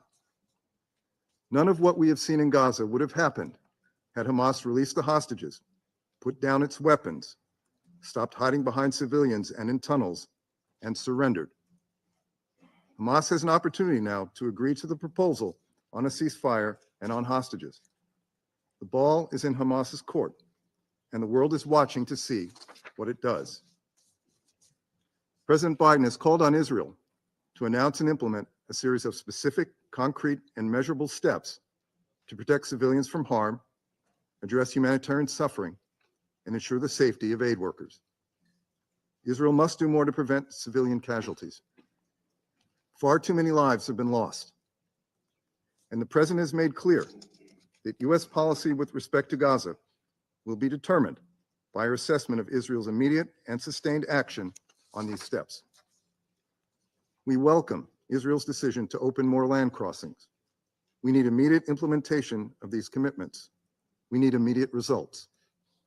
As Gaza faces imminent famine, lives depend on it. We reiterate our support for Senior Coordinator Sigrid Kaag and call on Israel to cooperate with the UN's efforts to facilitate the delivery of humanitarian assistance at scale. Over 240 humanitarians have been killed. There cannot be any more.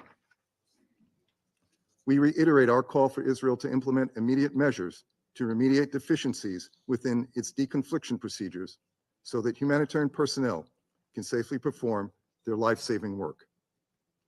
Colleagues, the United States also remains gravely concerned by the tensions in the West Bank.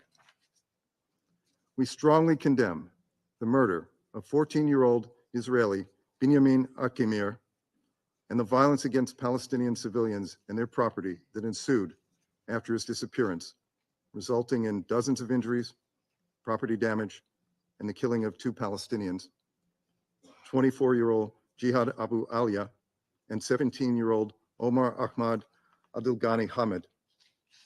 We strongly condemn these murders, and our thoughts are with their loved ones. Civilians are never legitimate targets. We call on the authorities to take measures to protect all communities from harm, and we urge Israel and the Palestinian Authority to do everything possible to de-escalate tensions. Additionally, the United States will continue to impose our own sanctions on people involved in violent activities in the West Bank. Colleagues, the United States reiterates its commitment to continue working to address the multiple challenges we face in the Middle East today. We will support Israel as it faces unprecedented threats from Iran and reiterate that Iran must comply with all UN resolutions and the Charter. At the same time, we will also continue direct diplomacy to advocate for normalization of ties between Israel and its neighbors, as well as a political horizon towards a two-state solution so that Palestinians and Israelis can live side by side in peace. We are committed to achieving credible, time-bound, and irreversible steps toward a two-state solution. Mr. President, the representative of the Russian Federation has criticized a U.S. resolution put forward on the situation in Gaza. As many in this room know, the U.S. resolution was an effort to try to promote a realistic pause in the conflict and to help facilitate humanitarian assistance. No country has worked harder than the U.S. to improve the prospects for peace in the region. Russia has frankly done nothing other than promulgate lies and disinformation about the U.S. and its partners. I've said this many times. Russia is in no position to criticize any member of the Security Council, given the war crimes and other atrocities it is committing on a daily basis in Ukraine. For Russia, the tragic situation in Gaza is nothing more than an opportunity to distract attention from the horrific war being conducted against the people of Ukraine. Thank you, Mr. President. I thank the representative of the United States for their statement, and I now give the floor to the representative of Mozambique. Mr. Minister, Mr. President, Mozambique wishes to thank Malta's presidency for convening this important open debate on the situation in the Middle East, including the Palestinian question. We express our deepest gratitude to His Excellency Mr. Antonio Guterres, the Secretary General of the United Nations, for the important insights he shared with the Council. We welcome the presence in this meeting of the Special Representative of the President of the State of Palestine, as well as of the other distinguished ministers and high dignitaries. Mr. President, the recent events in the Middle East have heightened our concerns over prospects of a calamitous catastrophe in the region if the Council is not united in addressing this urgent matter. We, as members of the United Nations, have a shared responsibility to prevent escalation and to strive for a just and fair solution to the problem. Urgent actions are crucial. They include securing an immediate humanitarian ceasefire in Gaza, releasing all hostages, and ensuring unimpeded humanitarian aid delivery. We must note that a negative factor that exacerbates tensions is the presence of Israeli settlements in the occupied Palestinian territories, a matter that is contrary to international law. More importantly, it undermines the prospects for a viable and independent Palestinian state. Mr. President, since the adoption of Resolution 2728 by this Council, demanding an immediate ceasefire, the conflict continues unabated in the Gaza Strip. The number of victims is growing steadily. Reports indicate that in the past 6 months, more than 33,000 Palestinians were killed and thousands injured, the majority of whom are children and women. In addition, a senseless and unwarranted destruction of civilian infrastructures is taking place. All this in a blatant violation of international humanitarian law and international human rights law. At this critical juncture, the pursuit of peace and stability in the region is of paramount importance. This Council has the primary responsibility to pursue that aim. Mr. President, the Gaza Strip, home to approximately 2 million Palestinians, grapples with an unprecedented humanitarian crisis. The situation is precarious and, if aggravated, could have devastating consequences for the civilians who already bear the brunt of the conflict in the occupied Palestinian territories, in Syria, and Lebanon, and the entire region. Mozambique defends actions aimed at a comprehensive response from all parties involved to mitigate the impact of hostilities in compliance with the Security Council Resolution 2712, 2720, and 2728. In this context, we call on Israel to comply with these and other Security Council resolutions and with the International Court of Justice decisions on the matter. The ICJ decisions impel Israel to take all possible measures to minimize the deaths of civilians and humanitarian workers and increase vital humanitarian assistance. To this end, the opening of more aid entry corridors for the population of Gaza is a matter of highest priority. In this connection, we wish to express once again our strong support for the work by UNRWA and its entire staff. The right to life and dignity of the people in Gaza and Palestine depends to a large extent on their effort and dedication.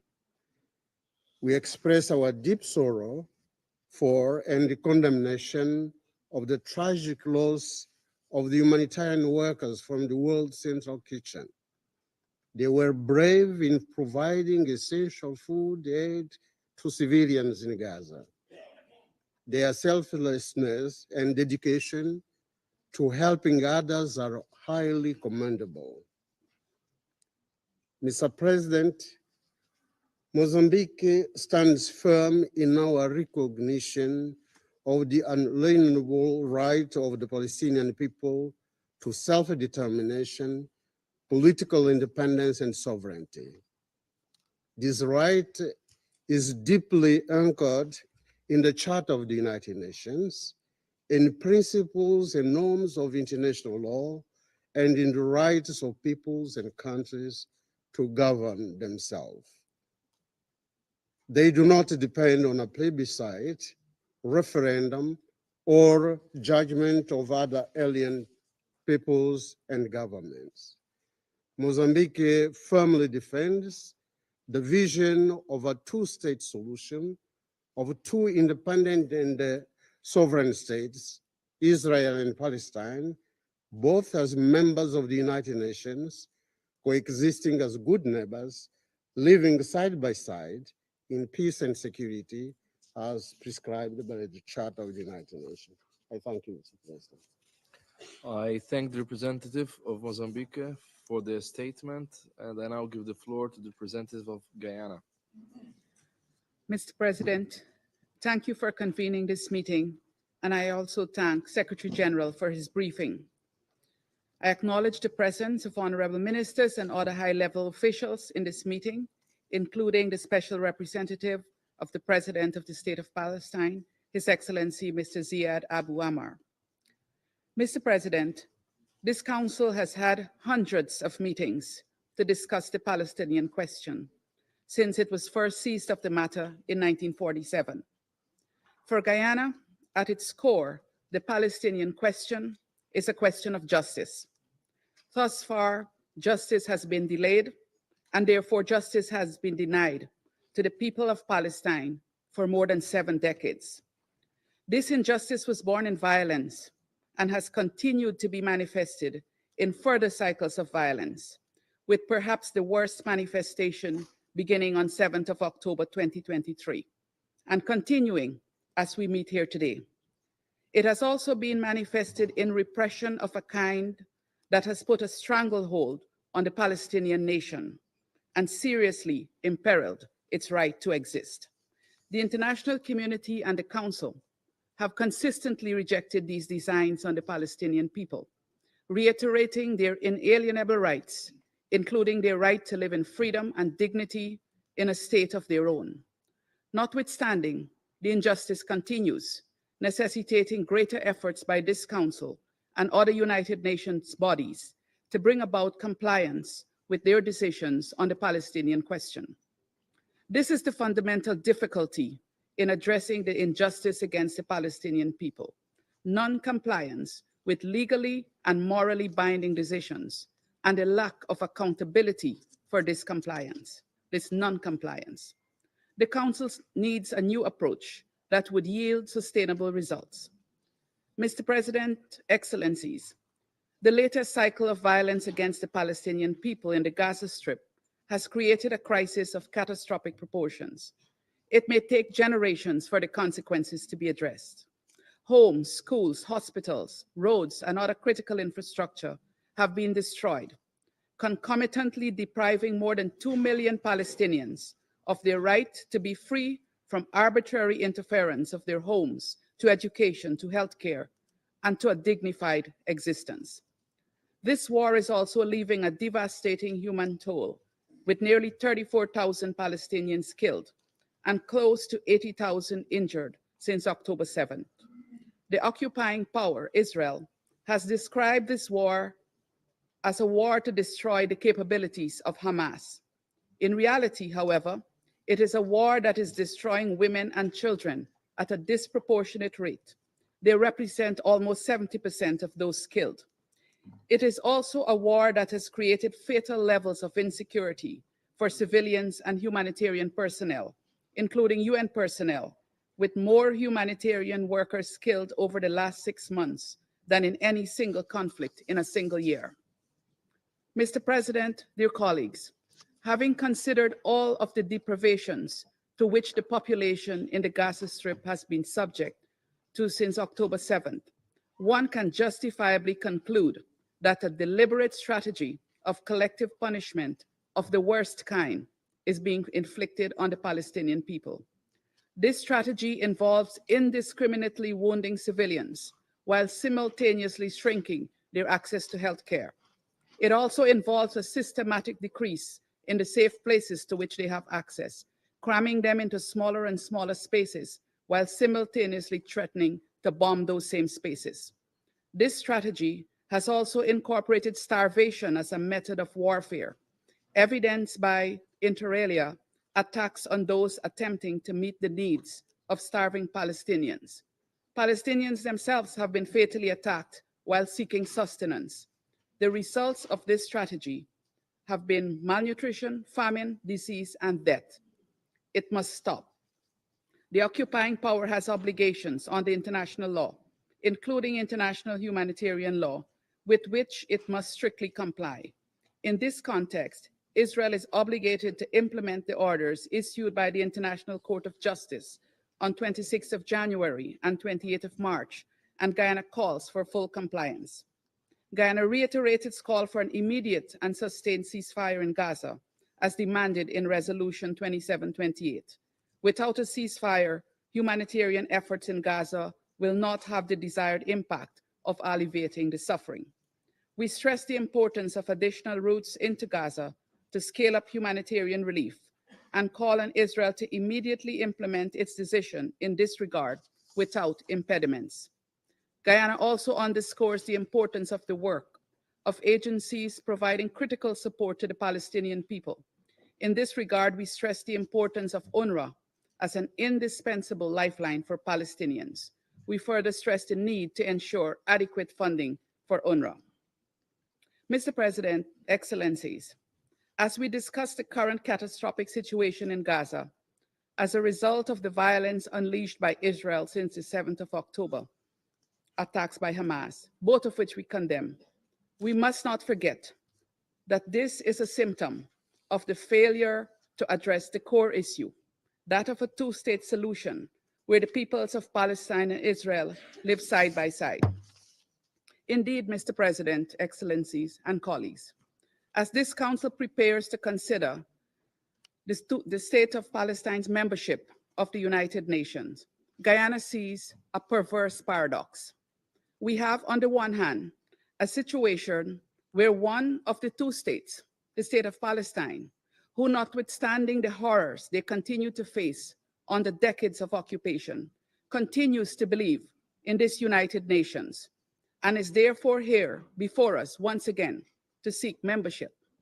On the other hand, we have the other state, Israel, a full member of the United Nations since 1949, who is relentless in denigrating and denouncing the United Nations, including today, being the most ardent opposer to the state of Palestine's application for membership. Guyana will not let such perverse paradox derail our support for Palestine as a UN member. We must end this injustice and deliver on the decades-old commitment made by the international community, by this Council and the General Assembly, for the creation of a free and independent state of Palestine. The admission of the state of Palestine as a member of the UN is a critical and necessary step in this direction, and we hope that when the question is put to us later, all hands will be raised to vote in favor of the legitimate and just request of the Palestinian people. The resolution of the Palestinian question requires political will and decisions based in principles of truth, justice, and fairness. Guyana is prepared to work with this Council and all members of the United Nations to make those decisions to secure the freedom and dignity of the Palestinian people. I end, Mr. President, by expressing Guyana's full and unwavering solidarity with the Palestinian people. I thank you. I thank the representative of Guyana for their statement, and I now give the floor to the representative of the Republic of Korea. Thank you, Mr. President. Almost 200 days have now passed, and we are appalled by the enormous and unfathomable suffering of the Palestinians in Gaza. The world is closely watching the situation in the Middle East with a growing concern of possible wider conflicts. In spite of the withdrawal of ground operations from Khan Yunis earlier this month, we are not witnessing any clear sign of an end to the tragedy. The demand of this Council for an immediate ceasefire during Ramadan was, unfortunately, not heeded, and the holy month already passing by.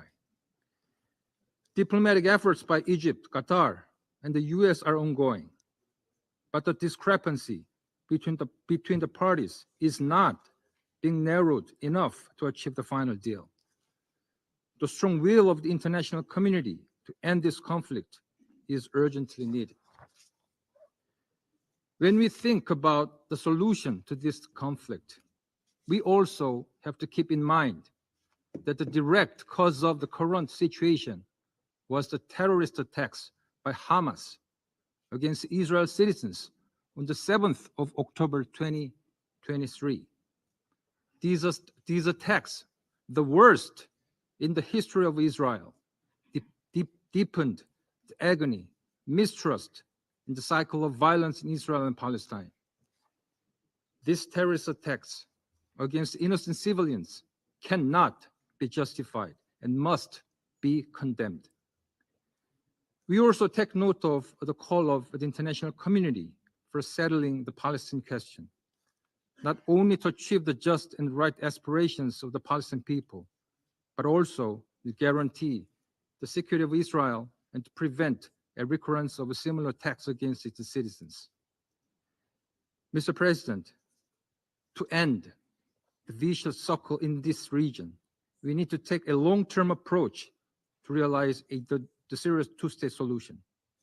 The day after this conflict should not be the one prior to the outbreak of the terrorist attack by Hamas. Rather, it should be the one where the two democratic states live side by side in peace, security, and dignity within secure and recognized borders.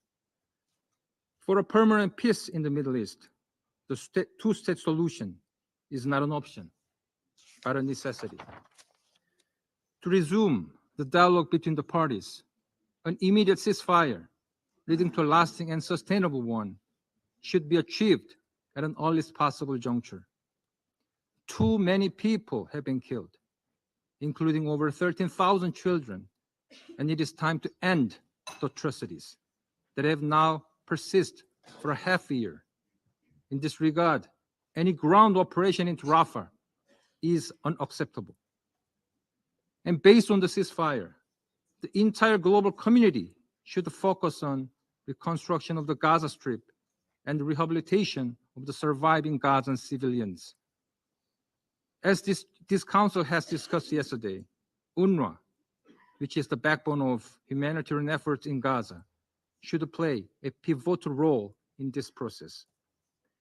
And vigorous negotiations between both parties should follow to find a just, lasting, and comprehensive solution to realize the two-state solution. Settlement activities, which are a major obstacle to the achievement of the two-state solution, should be completely ceased. Let's be clear, the two-state solution is beneficial not only for Palestinians, but also for Israelis, and both peoples rightfully deserve the right to live in peace, security, and dignity. As a member of the Security Council, the Republic of Korea will constructively and proactively engage in all Council efforts to take further steps toward peace in Israel and Palestinians. I thank you, Mr. President. Thank you. I thank the representative of the Republic of Korea for their statement, and I now give the floor to the representative of Switzerland. Merci, Monsieur le Président. Thank you, President. I would like to thank Secretary General Guterres for his presentation and above all for his repeated calls for de-escalation in the region. Switzerland unequivocally endorses these calls and reiterates its support for the United Nations commitment in the region. Switzerland has strongly condemned Iran's coordinated attacks against Israel and, prior to this, the Israeli strike against the Iranian consulate in Damascus on April the 1st. The spiral of violence has dangerously been triggered. We insist upon respect for international law as the compass for resolving any dispute and preventing an even more serious regional escalation. Respect for the Charter, international humanitarian law, and human rights must guide all parties to conflict. The implementation of the Council's resolutions is a first step in this direction and towards peace.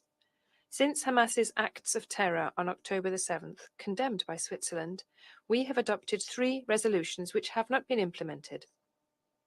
The ceasefire demanded by Resolution 2728 has not been respected and must be respected immediately. Not all hostages have been released. They must be released immediately. And many civilians fall victim to the fighting every day. Tens of thousands of them, including many children, continue to die disappear, or be mutilated every day. This must cease immediately. The humanitarian situation, already catastrophic, continues to deteriorate. Levels of food security affect the entire population of Gaza, and famine is imminent. We welcome the Israeli announcements to increase humanitarian aid to Gaza and look forward to their implementation as soon as possible. This is an obligation under international law. Humanitarian aid must be able to flow unhindered through all possible crossing points and be distributed throughout Gaza, including the north. As the occupying power, Israel has an obligation to meet the basic needs of the population under its control. We recall that the International Court of Justice has called on Israel to take all necessary and effective measures, in close cooperation with the UN, to ensure without delay, without restriction, and on a large scale, the provision of urgently needed basic services and humanitarian aid. As for the hostages, we reiterate our demand that all of them be released immediately and unconditionally. We must not lose sight of the situation in the West Bank, where violence has reached record levels. The Palestinian population in particular is prey to violent acts by Israeli settlers, as illustrated by the attacks around Ramallah and Nablus last weekend. Switzerland condemns these acts and their consequences. The perpetrators must be held responsible. They create a coercive environment that leads to the forced displacement of entire communities. As we can see, all parties to the conflict in the Middle East have committed and continue to commit violations of international humanitarian law. Switzerland calls for strict compliance with international humanitarian law and for the protection of the civilian population and persons hors de combat by all parties. This year, we recall, marks the 75th anniversary of the Geneva Conventions. Universally ratified, these conventions are the fruit of the political will of all states. They establish minimum standards of humanity to be respected in all situations of armed conflict. President, war takes a disproportionate toll on an entire generation of children and young people, women and men. We must stop the sacrifice of the civilian population and help to build a better future. Switzerland is convinced that the foundation of a lasting peace remains a two-state solution, a democratic one, Israel and Palestine, of which Gaza is an integral part, living side by side in peace within secure and recognized borders. Only this solution, negotiated by both parties in accordance with international law and internationally agreed parameters, including the resolutions of this Council, can lead to lasting peace between Israelis and Palestinians. Switzerland is ready to make a constructive contribution to such a solution. I thank you. I thank the representative of Switzerland for their statement. I wish to remind all speakers to limit their statements to no more than 3 minutes in order to enable the Council to carry out its work expeditiously. Flashing lights on the collars of the microphones will prompt the speakers to bring their remarks to a close after 3 minutes. I now give the floor to His Excellency, Mr. Ayman Safadi, Deputy Prime Minister and Minister of Foreign Affairs and Expatriates of Jordan.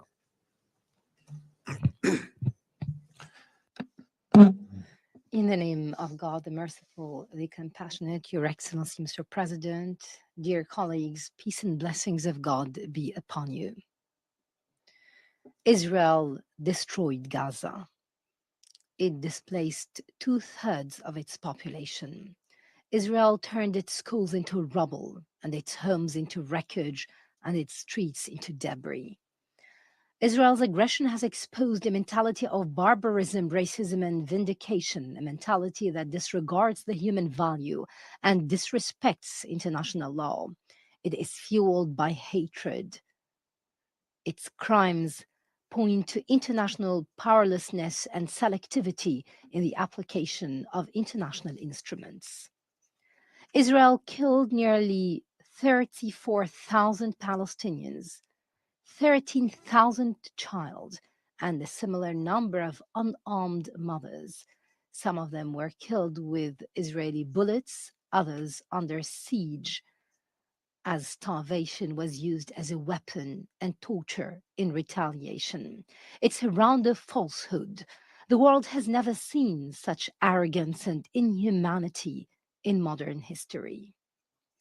Israel destroyed Gaza, but it did not break the will of its people, their will to live. It did not kill Gazan children's hope for freedom. A will we all saw in the face of an elderly Gazan who defied oppression when he insisted that he will not leave the land of his fathers and ancestors, for that is where he was born and that is where he will die.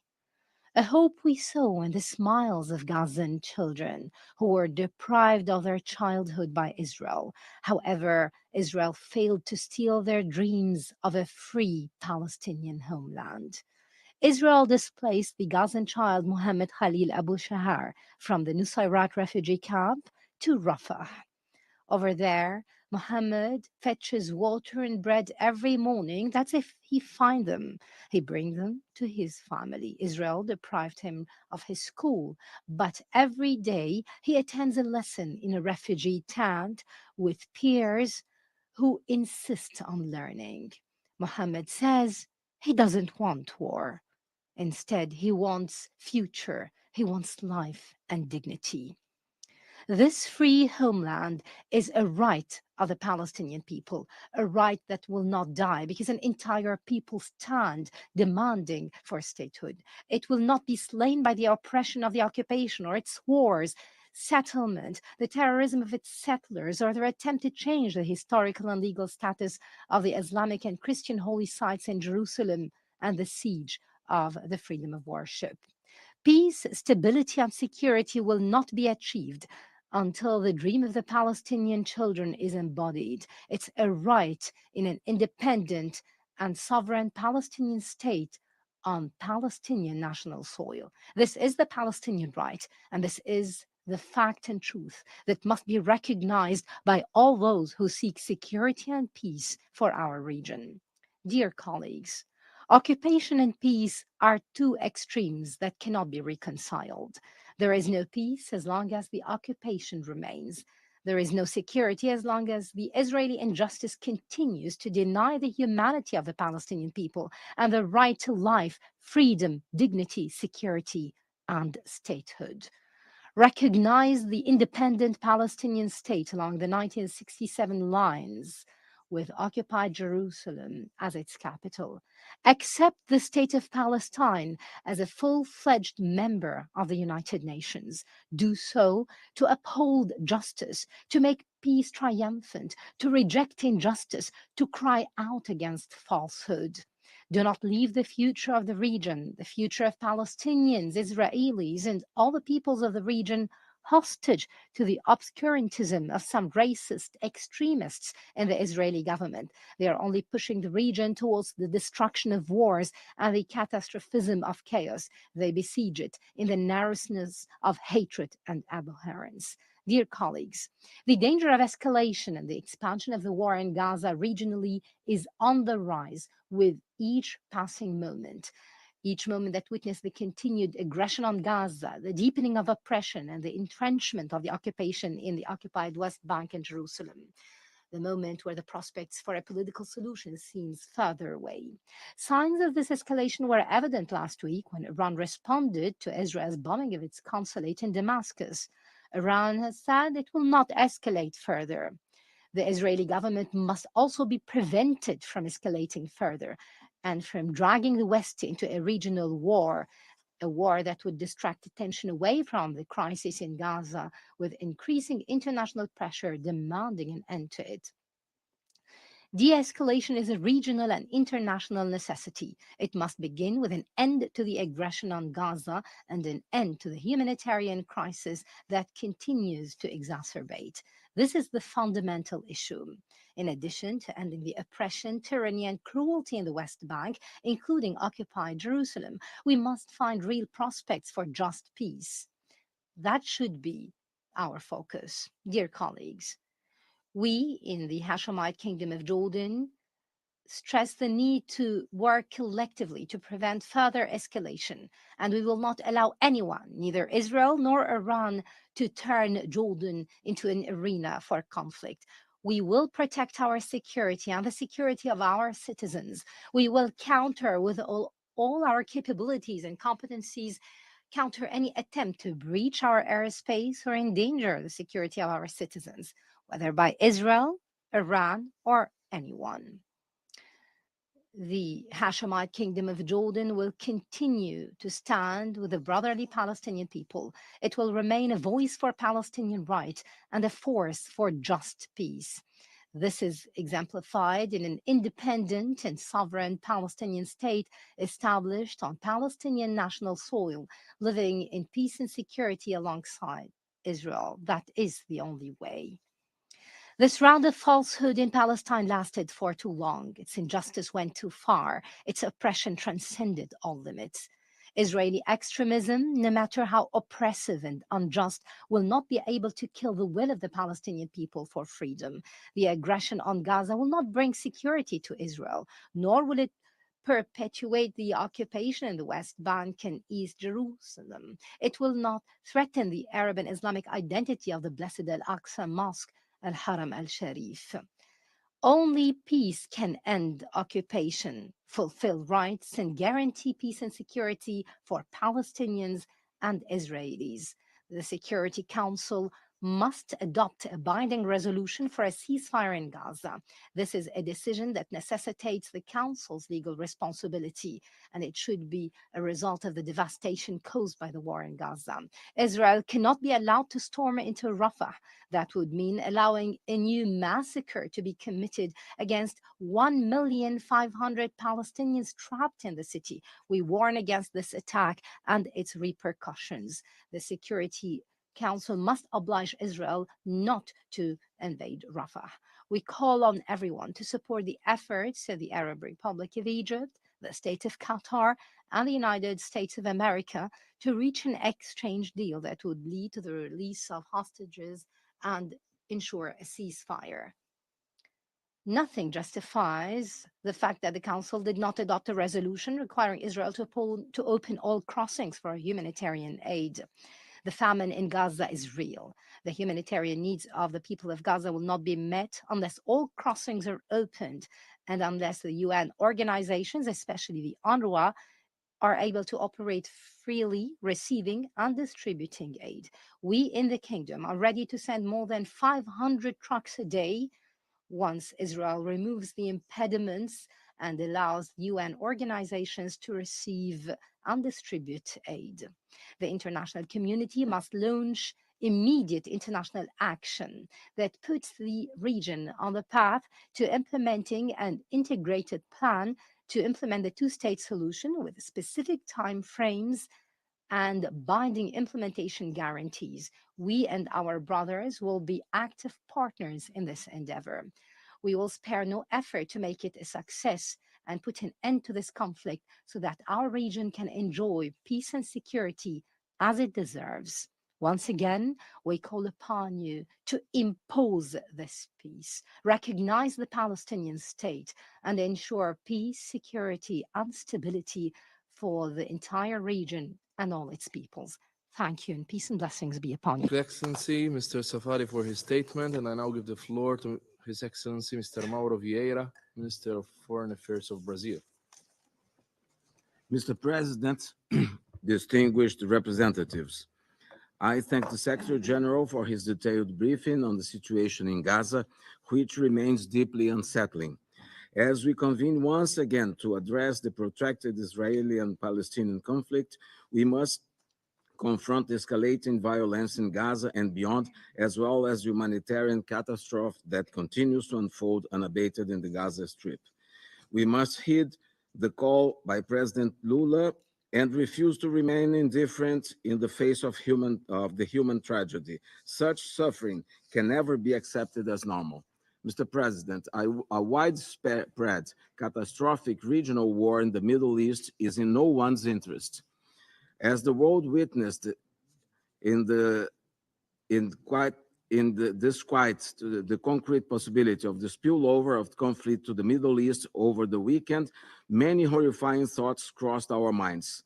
The potential destruction of various countries in the region, the deaths of thousands more innocent lives, and the social and economic consequence of the intensification of hostilities to the whole world. In the past 6 months, this agony is recurring. We watched in disbelief the assault of 7 October that claimed the lives of many innocent people in Israel. We still mourn the loss of our dual nationals that fell victim to the terrorist attack. And we still worry for those ones, including a Brazilian national held hostage by Hamas. Since then, we have also been watching in great distress the unprecedented level of destruction of almost the entire region of Gaza in a very short period of time, from schools to hospitals, from mosques and churches to cemeteries, from shelters, facilities to aid convoys.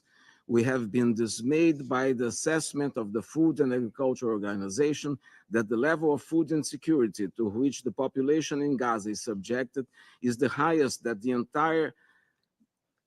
entity has recorded by any area or country in the world. We have been registering an obnoxious and disproportionate number of civilian casualties in Gaza, which today adds up to more than 33,000 people, including 14,100 children. We have watched disheartened the fate of 2.2 million people displaced amid the collapse of essential service, including health service, and the complete destruction of crucial infrastructure.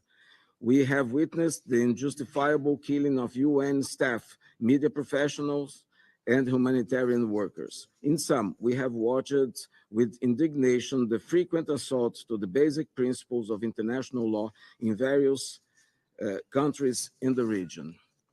Mr. President, this Security Council has a moral and legal obligation to stop this bloodshed and prevent the Middle East to plunge into widespread social unrest, political instability, and a war with unpredictable consequences to the world. The key word here is de-escalation. A credible commitment to the de-escalation requires the immediate end of hostilities in Gaza, the unconditional release of hostages, sustainable humanitarian aid to Gazans, and actions that promote dialogue, not more confrontation. The immediate establishment of a permanent ceasefire to stabilize the situation in Gaza and the region, as well as to prevent the further loss of innocent civilian lives, can no longer be postponed due to a logic of war. The logic of war has taken us to the brink of regional escalation and widespread war. The escalation of events in the past weeks has sent us an important reminder. A world without rules, or with rules that we pick and choose, in a much more dangerous world. What's in everyone's interest is that all states fully adhere to the principles of international law, including international humanitarian law and international human rights law. Therefore, we call upon all parties and relevant actors in the Middle East to fully abide by their international obligations, including the respect for sovereignty, the territorial integrity, and the political independence of every state in the area. Brazil also calls on all parties to refrain from any action that are not in compliance with international obligations or that may amount to further escalation. Last but not least, Brazil also recalls the obligations of member states to comply with the rulings of the International Court of Justice, while accepting the request and recognizing the plausibility of the case brought before it. The court issued provisional measures demanding that Israel takes all steps within its power to prevent all acts considered genocide under the Convention on the Prevention and Punishment of the crime of genocide to avoid irreparable harm. The decision of the court is of immediate and obligatory implementation. We call on the Security Council to take action to ensure respect for ega omnes norms, including voting for and not against it, preventing serious violations of the Convention on the Prevention and Punishment of the Crime of Genocide. Mr. President, That's in everyone's interest. What's in everyone's interest is that the international government systems, including the United Nations and its Security Council, duly and effectively discharge its responsibilities. That's why Brazil calls on the Security Council not to shy away from its main responsibility of addressing threats to international peace and security. A credible commitment to peace and security in the Middle East requires that the international community takes every step necessary for the fulfillment of the self-determination of the Palestinian people and the implementation of the two-state solution as per General Assembly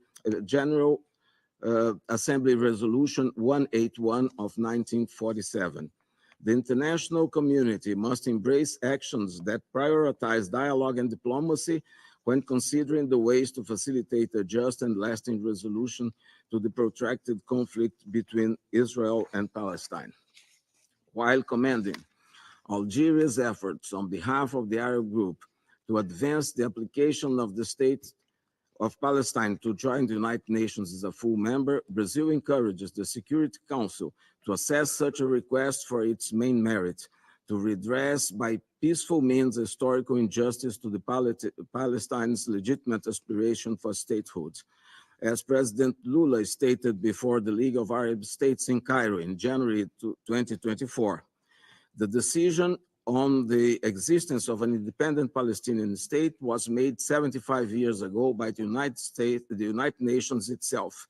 Therefore, there are no excuses to further prevent the state of Palestine from joining the UN as a full member.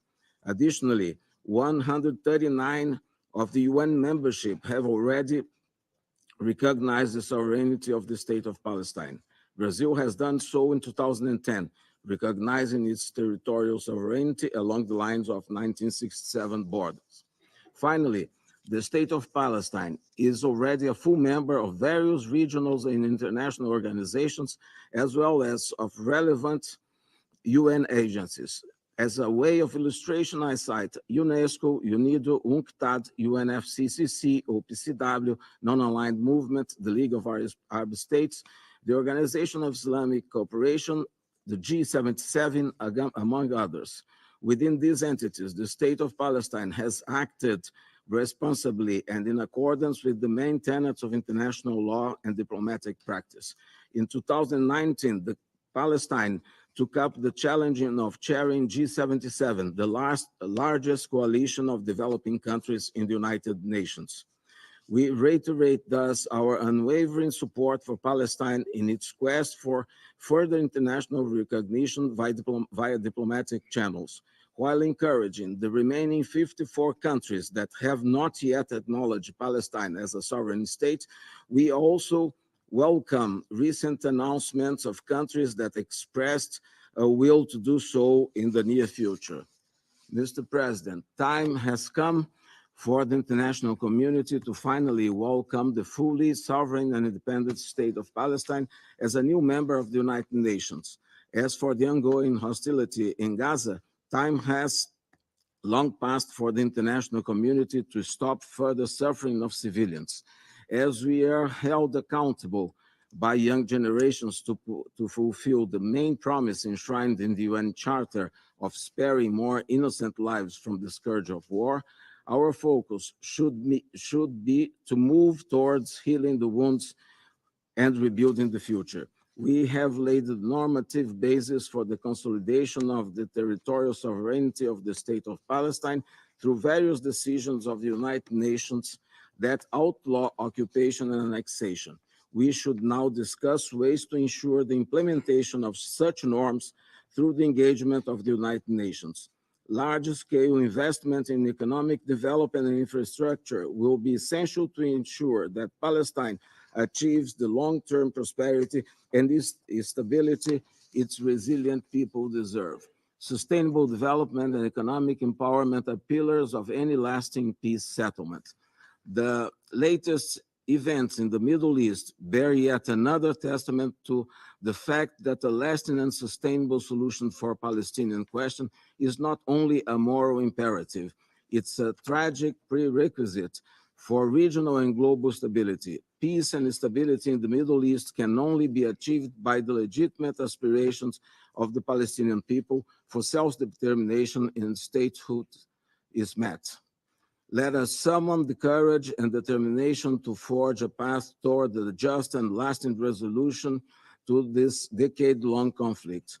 Only through dialogue, mutual respect, and commitment to shared prosperity can we hope to achieve the vision of a future where Israelis and Palestinians can coexist in peace and security.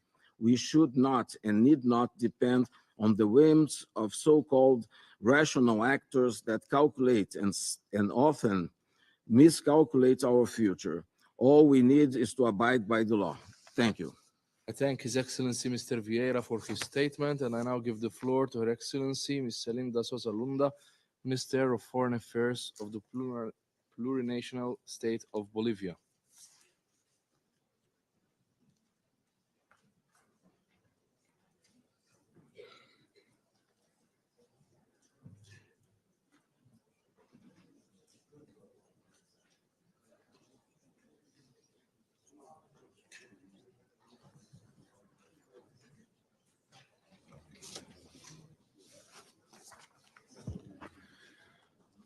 Muchísimas gracias.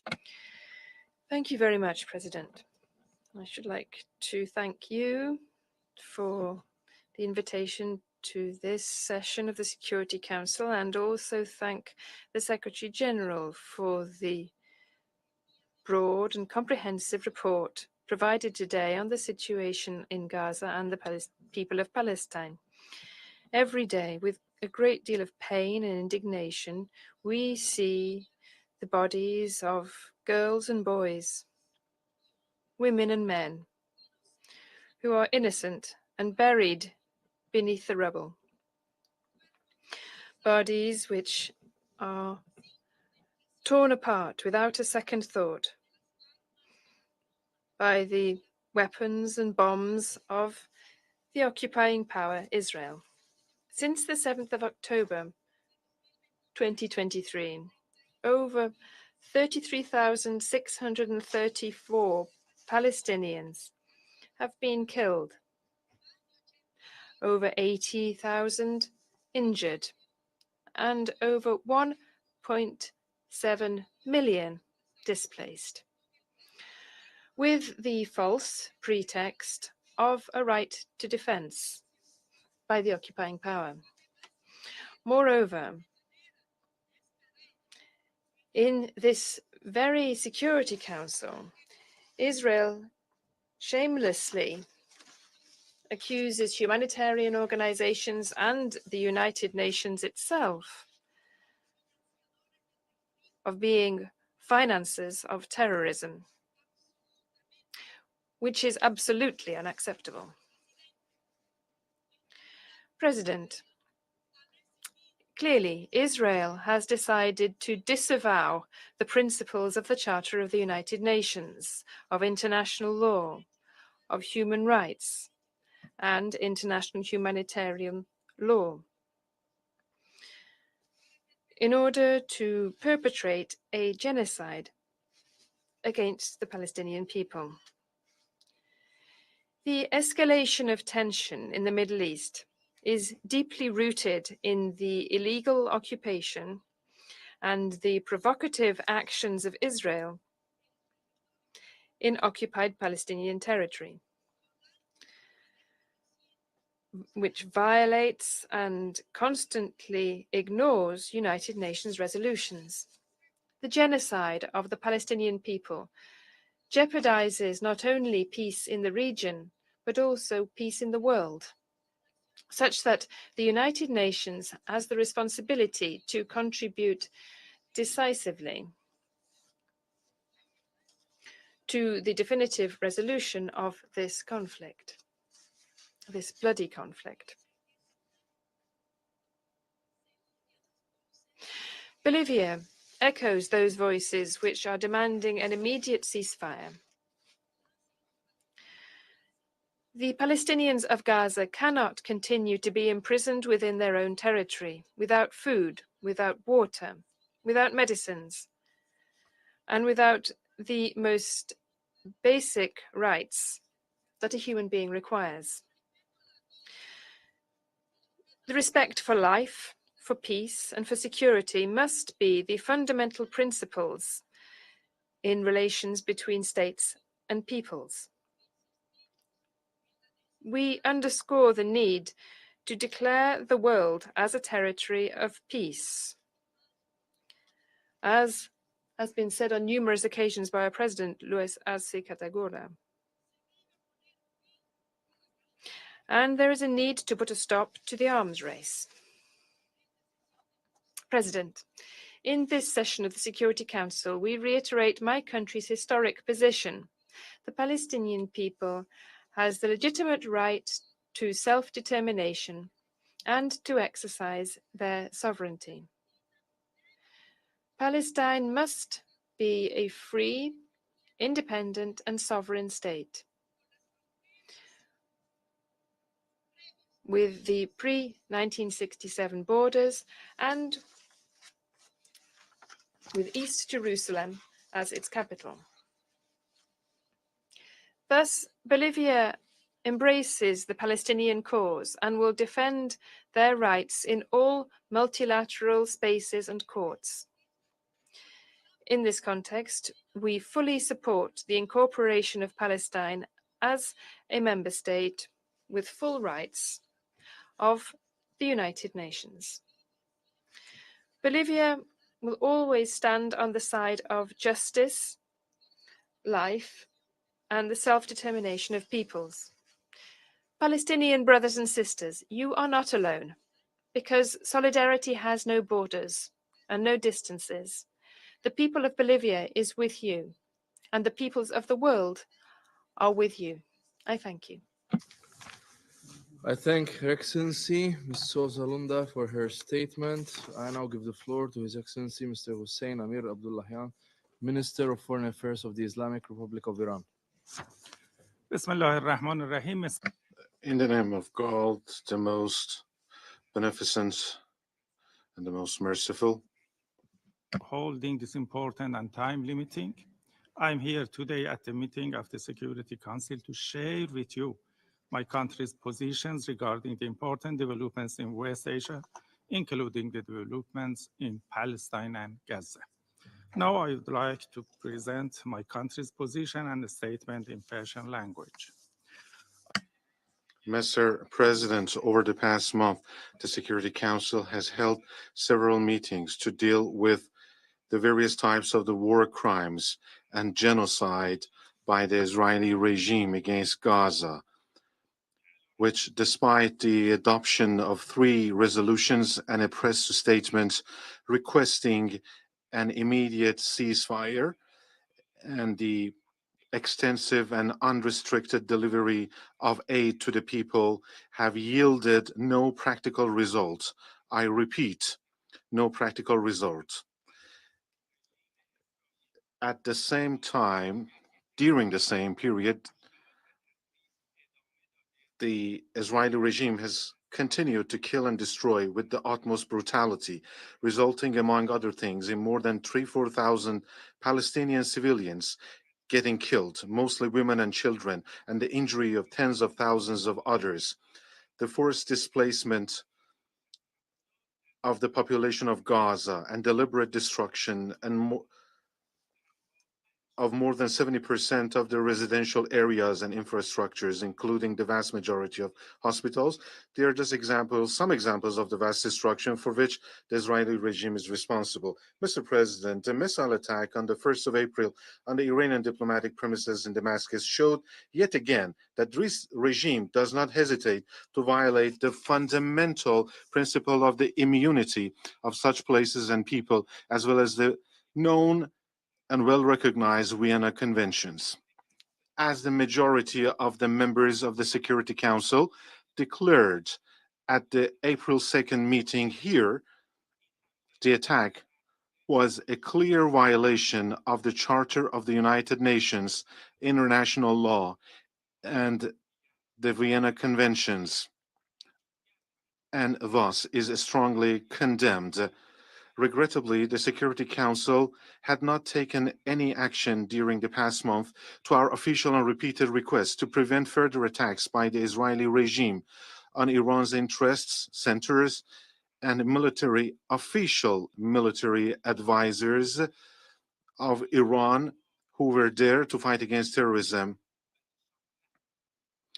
and did not, and due to the unfortunate and completely irresponsible behavior of the United States, the UK, and France in response to this illegal attack, failed even to issue a mere statement containing a simple condemnation. Mr. President, no member state, I repeat, no member state will remain silent in face of such a brazen and serious military attack on its embassy, which is considered a symbol of its sovereignty, as well as the killing of its legal, official, and diplomat agents.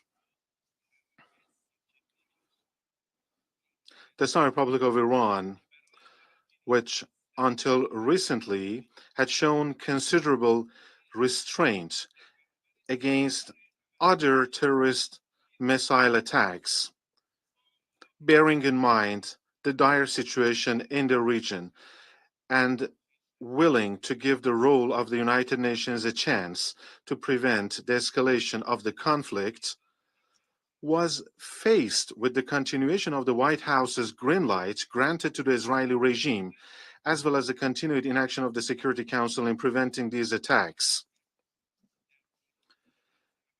In preventing the attacks by the Israeli regime, therefore, it could no longer be patient against the attack on its embassy and the attack on its sovereignty. Therefore, Iran's military attack on April 13th was first and foremost necessary because Iran had no other option. Secondly, it was carried out in response to a series of attacks and recurring aggressions by the Israeli regime in form of missile attacks on Iran's interests, especially on our embassy in Syria. Thirdly, it took place in the fulfillment of Iran's right to legitimate defense under international law. Fourthly, it was conducted by observing the criterion of non-aggression to civilian people and places. And fifthly, it focused solely and only on two military bases of the Israeli regime, which had been used in the attack on our embassy. And therefore, it was completely limited and proportionate in terms of scope and military requirements. Moreover, since it was completely clear that some of the supporters of the Israeli regime, who are unrelenting and absolute partners in its carnage in Gaza, would assist the regime in neutralizing the Iranian attack, it was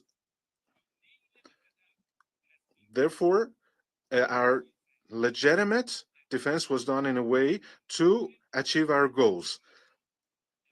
The attack by my country's armed forces was limited and minimal, targeting only military bases, and was in line with the international law and the principle of non-aggression against civilian areas to ensure proportionality and accurate execution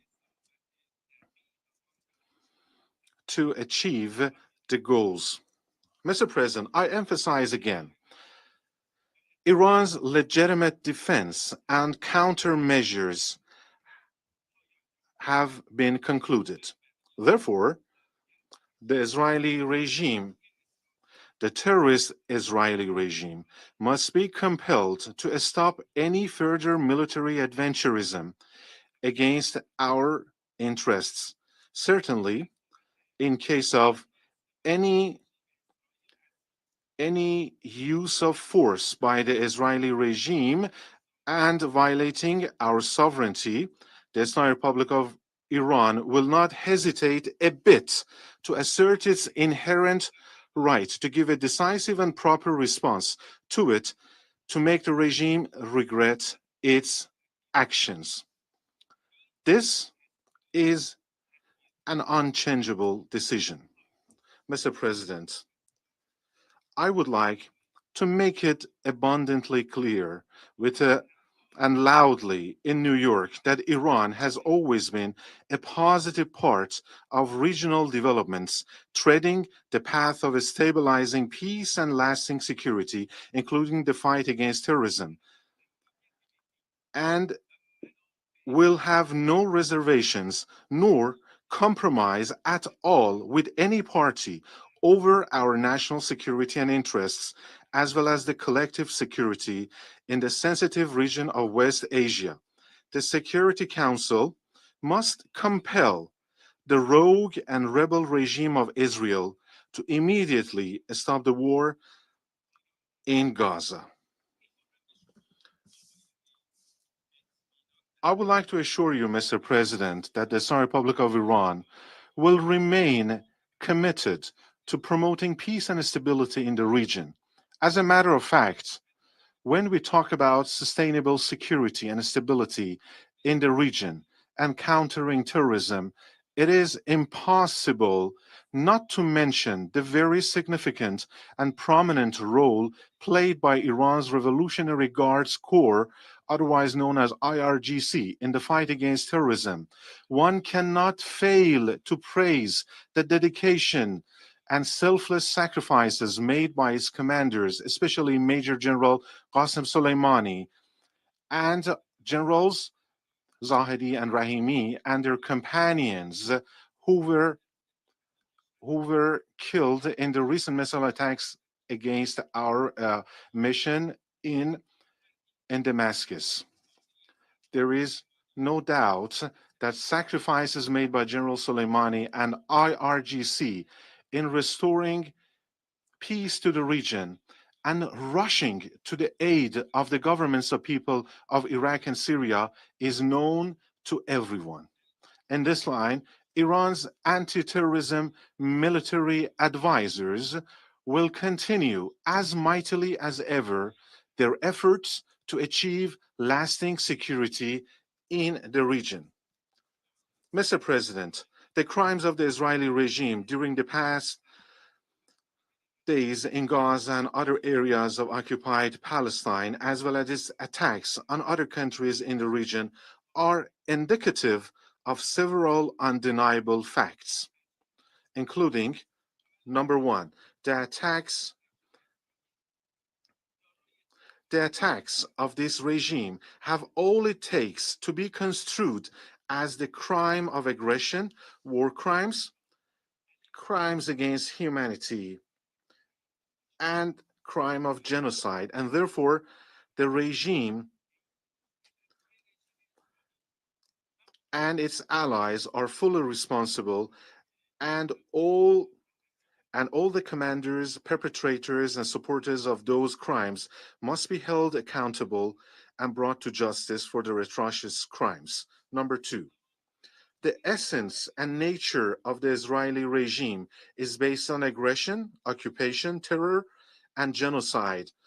Therefore, all of its past actions, such as the so-called peace negotiations, the conclusion of the Abraham Accords, and the normalization of relations, were not only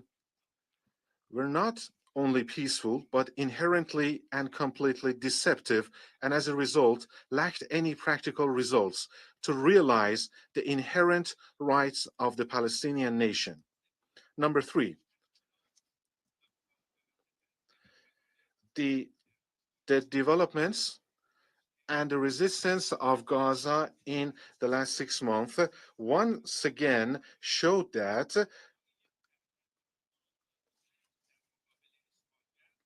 Hamas as a liberation movement is nothing more than an illusion. The support of all nations of the region and the freedom seekers of the world for the praiseworthy resistance of the Palestinian nation also prove that this nation is not at all alone in realizing this inherent right. Israel is not a legitimate state. It is only an occupying power, and the passage of time does not and will not give legitimacy to the occupying power, because based on the well-known principles of international law, the occupation of a land is temporary, even if it lasts for decades. Mr. President, the Security Council is strongly expected to shoulder its responsibility and adopt a comprehensive and decisive resolution under the 7th chapter of the United Nations Charter on the following matters. Number 1, establishing an immediate, complete, unconditional, and permanent ceasefire in all areas of Gaza, including in Rafah and the West Bank. Number 2, full lifting of human blockade against Gaza. Number 3, exchange of prisoners for humanitarian purposes. Number 4, obligating the regime to immediately and completely and unconditionally withdraw all military forces and their warfare equipment from Gaza, and the necessity of the safe return of the people to their areas and places. Number 5, enforcing a comprehensive and immediate arms embargo against the Zionist regime. 6, supporting the legally binding provisional orders of the International Court of Justice, and also providing the basis for the trial and accountability of all the commanders, perpetrators, and supporters of the Israeli crimes in Gaza and other occupied Palestinian territories due to widespread and heinous commission of genocide, the targeted killing of journalists, the UN humanitarian workers, and the repeated use of non-conventional weapons, including phosphorus bombs, against the people of Gaza, and the repeated threats by the Israeli regime officials to use nuclear bombs in Gaza. I would like to reiterate that the root of the Middle East crisis lies in the occupation of the historical land of Palestine, and its comprehensive, just, and permanent solution also lies in providing the necessary ground for the complete and free realization of the inalienable right of the Palestinian people to self-determination through holding a referendum among all the original Palestinian residents, including Muslims, Christians, and Jews, with the help of the United Nations, leading to the establishment of an inclusive government in the historical and motherland of Palestine, with Al-Quds as its capital. Mr. President, I would like to conclude my remarks with the universal poem by the world-renowned Iranian poet Sa'di, a piece of poem that is engraved on the carpet donated by Iran to adorn the wall of the United Nations building. The very same Iranian carpet that symbolizes the strategic patience, science, knowledge, art, and strength of Iran and all Iranians all over the world. Human beings are members of a whole in the creation of one essence and soul. If one member is afflicted with pain, other members uneasy will remain. Thank you, Mr. President. Amir Abdullahian for his statement. I now give the floor to His Excellency Mr. José Manuel Albares, Minister of Foreign Affairs, European Union and Cooperation of Spain. President, members of the Security Council. The Palestinian people have a right to hope, and the Israeli people have a right to security. This is the way to peace, and this is what brings us here today. I fully believe that there is an alternative path to the permanent violence and the unending pain between peoples who should live side by side. Last Saturday, Iran's unacceptable attack on Israel, which we categorically condemn, has brought us one step closer to the abyss. Over the next few weeks, all parties must exhibit restraint to stem the violence and lay the bases for the peaceful future, which is what brings us to this Council. The risk of a regional escalation is more pressing than ever. There is no alternative other than to direct our efforts towards a political solution. To guarantee this peace, all of us at this table know what we must do. Implement the two-state solution. Making this solution an irreversible one will also make peace irreversible in the region. And there is a way to achieve this, to recognize Palestine as one more member of this United Nations organization. For this reason, my voice today and the voice of Spain joins those who are calling for this and supporting it. The only way to bring an end to this cycle of recurrent violence is the two-state solution, assumed by the whole of the international community. And now is the time to make this possible. So that the solution which we all recognize, a Palestinian state living alongside the state of Israel in peace and security, finally becomes a reality.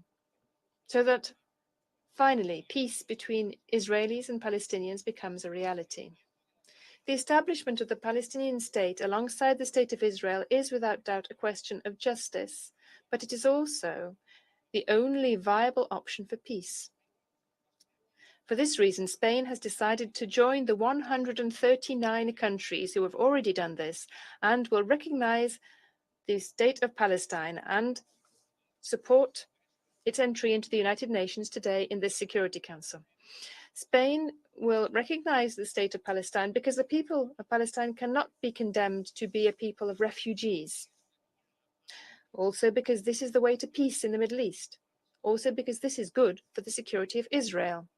Spain will recognize a Palestinian state because they have a right to a future with hope, just as the Israeli people have a right to a future in peace and security.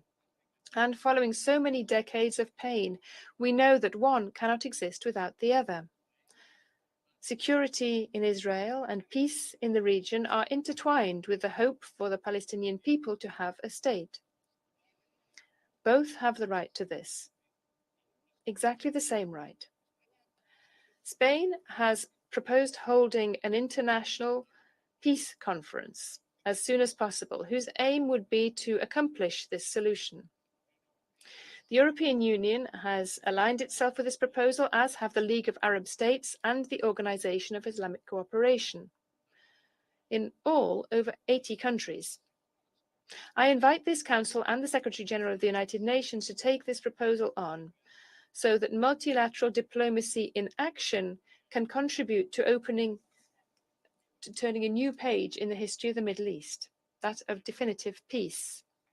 The best way of protecting and guaranteeing the implementation of this two-state solution is to admit the state of Palestine as a full member of the United Nations. This involves recognition by everybody, as the vast majority of states have already done, and as Spain is going to do. We cannot wait any longer.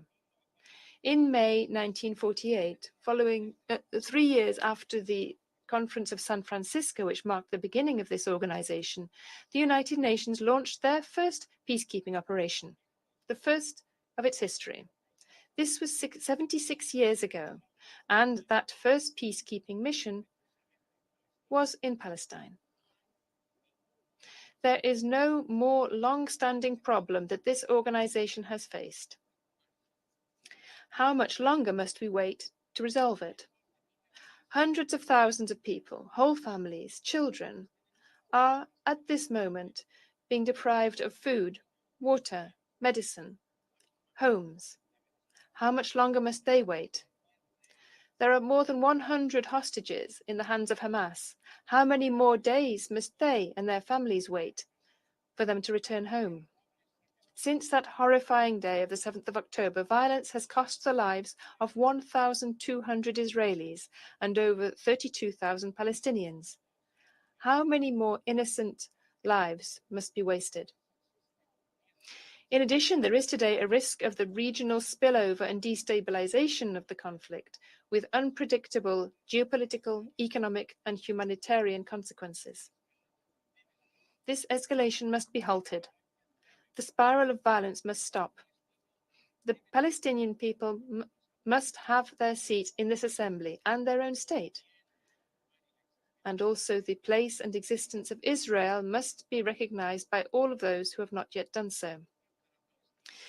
This is a question of justice for Palestine. It constitutes the best guarantee of security for Israel, and it is the first and most fundamental condition for a future of peace in the region. And these, peace, justice, hope, and future, are the values which makes it worth this Security Council defending and supporting. This is what Spain does and will do for the sake of peace, justice, and humanity itself. Excellency, Mr. Alvarez, for his statement. There is still a number of speakers remaining on my list for this meeting. I intend, with the concurrence of members of the Council, to suspend the meeting until 3 in the afternoon. This meeting is suspended.